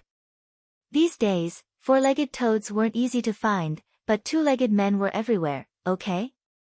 Not to mention, there was such an outstanding man who was in love with her. How stupid must she be to fall in love with someone who might not even be found in the trash? You don't have to rush to deny it. I understand everything. Su Yiyan was dumbfounded. She thought to herself, what do you understand?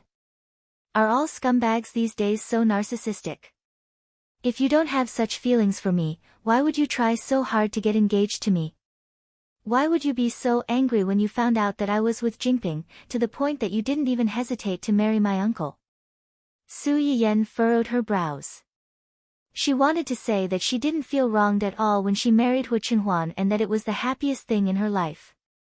Unfortunately, before she could say it, Hu Xiaofeng interrupted her again, "Don't tell me that this was an accident. You clearly had many other choices after the engagement was called off. Why did you insist on marrying my uncle, who is from the same family as me?" Su Yiyan. Scumbag, you're too dramatic. I really don't know how to cooperate with you. You dare to say that you don't have any feelings for me? Why wouldn't I dare to say it?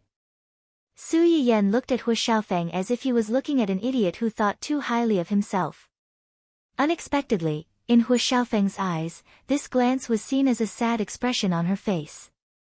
He felt more and more certain that his guess was right, and the corners of his mouth couldn't help but curl up crazily. I knew it, I knew it. How could anyone like a cripple like Hu Chenhuan? I heard that the car accident that year not only crippled his legs, but also caused him to lose his ability to reproduce. A man like him who can't stand on his own 2 feet, if you really want to get married, can he satisfy you? Can it make you a real woman? Su Yiyan was a little impatient when he heard Hu Xiaofeng's smug bragging.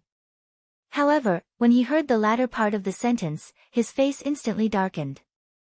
His gaze towards Hu Xiaofeng also became murderous. Say that again. What? Hu Xiaofeng was stunned. He curled his lips and said disdainfully, he's just a cripple. Ouch! Before he could say the word, cripple, Hu Xiaofeng was in so much pain that he almost knelt on the ground. His entire face turned red. Where was the complacent look that he had when he said that Su Yiyan still had feelings for him? At the corner of the corridor, Hu Xiaofeng's words had also made Yu Zian restless. He wanted to rush out and beat him up, but his body suddenly stiffened. For some reason, he felt the same as Hu Xiaofeng's, pain in the ass.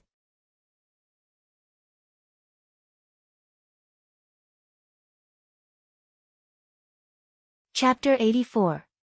Su Yiyen looked at the finger that was about to hit her. Her eyes turned cold as she sneered, "I hate it when people point fingers at me."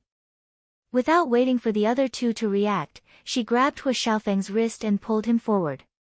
Then, she threw him over her shoulder, bang. Just by listening to the sound, one could imagine how painful it must be for the person who was being thrown around like a sandbag. Su Yiyen was furious and did not show any mercy. Hu Xiaofeng was not only in pain from the lower half of his body, but also felt like his entire body was about to fall apart. He was paralyzed on the ground and could not get up for a long time. Even so, he still stared at Su Yiyen. His ferocious expression was really frightening. "How dare you? How dare you?" For a cripple, Su Yiyen was about to leave, but when she heard what he said, she immediately turned back and gave him another kick without hesitation.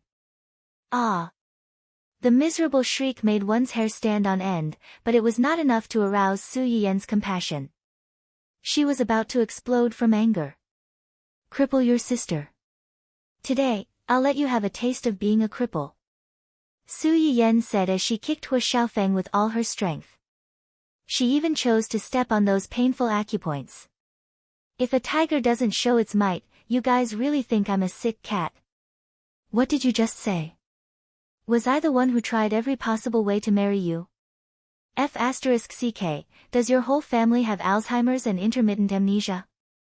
Back then, it was your parents who took the initiative to come to my house and beg my grandparents. They took advantage of the fact that your mother and my mother were best friends in university and begged my parents to betroth me to you. How long has it been since then? How did it become me trying every possible way to marry you? You're distorting the truth. Aren't you afraid that the wind will cut your tongue? **tch. Before Hu Xiaofeng could finish cursing, Su Yiyen kicked him again. "As for the annulment of the engagement and the matter between you and that shameless mistress, do you think you're worthy of it? Do you think that I would give up on such a rare treasure and pick up a pair of used shoes instead?" Hu Xiaofeng was in so much pain that his forehead was drenched in cold sweat. When he heard Su Yiyen describe him as a pair of broken shoes, he almost lost his breath and died of anger on the spot. "You really think you're so popular? Why don't you take a look at yourself? Hu Xiaofeng, as a piece of trash, please stay in the trash. Don't come out and pollute the environment, okay? How dare you compare yourself to my Qinhuan when you're such a coward? How dare you talk about him like that? Who asked you to keep your mouth clean? Who asked you to keep talking? Who asked you to keep talking?" The more Su Yiyen spoke, the angrier she got. She kicked Hu Xiaofeng a few more times. Yu Zian, who was observing from the side, was speechless. He thought that she was a daughter flower that only knew how to cry. He didn't expect her to be a man-eating flower. With that thought in mind, Yu Zian sneaked a peek at Hu Xiaofeng, who was lying on the ground like a dead dog and was barely breathing. At the same time, he couldn't help but feel a chill down his spine. The future young madam's fighting spirit was a little too strong. When he thought about how this young madam might get into an argument with their young master after marrying into the family, that scene, Yu Zian was so scared by his own imagination that he shuddered. However, with how much young master doted on young madam, they probably wouldn't get into an argument. Ahahaha, you're tuning in to the Blissful Bookshelf YouTube channel. We're so grateful for your support and don't forget to subscribe to join us on this incredible journey through captivating stories. Your generosity through donations truly makes a world of difference, as it's the primary source of revenue that allows me to expand and enhance this channel for you. Thank you from the bottom of my heart for being a part of this adventure.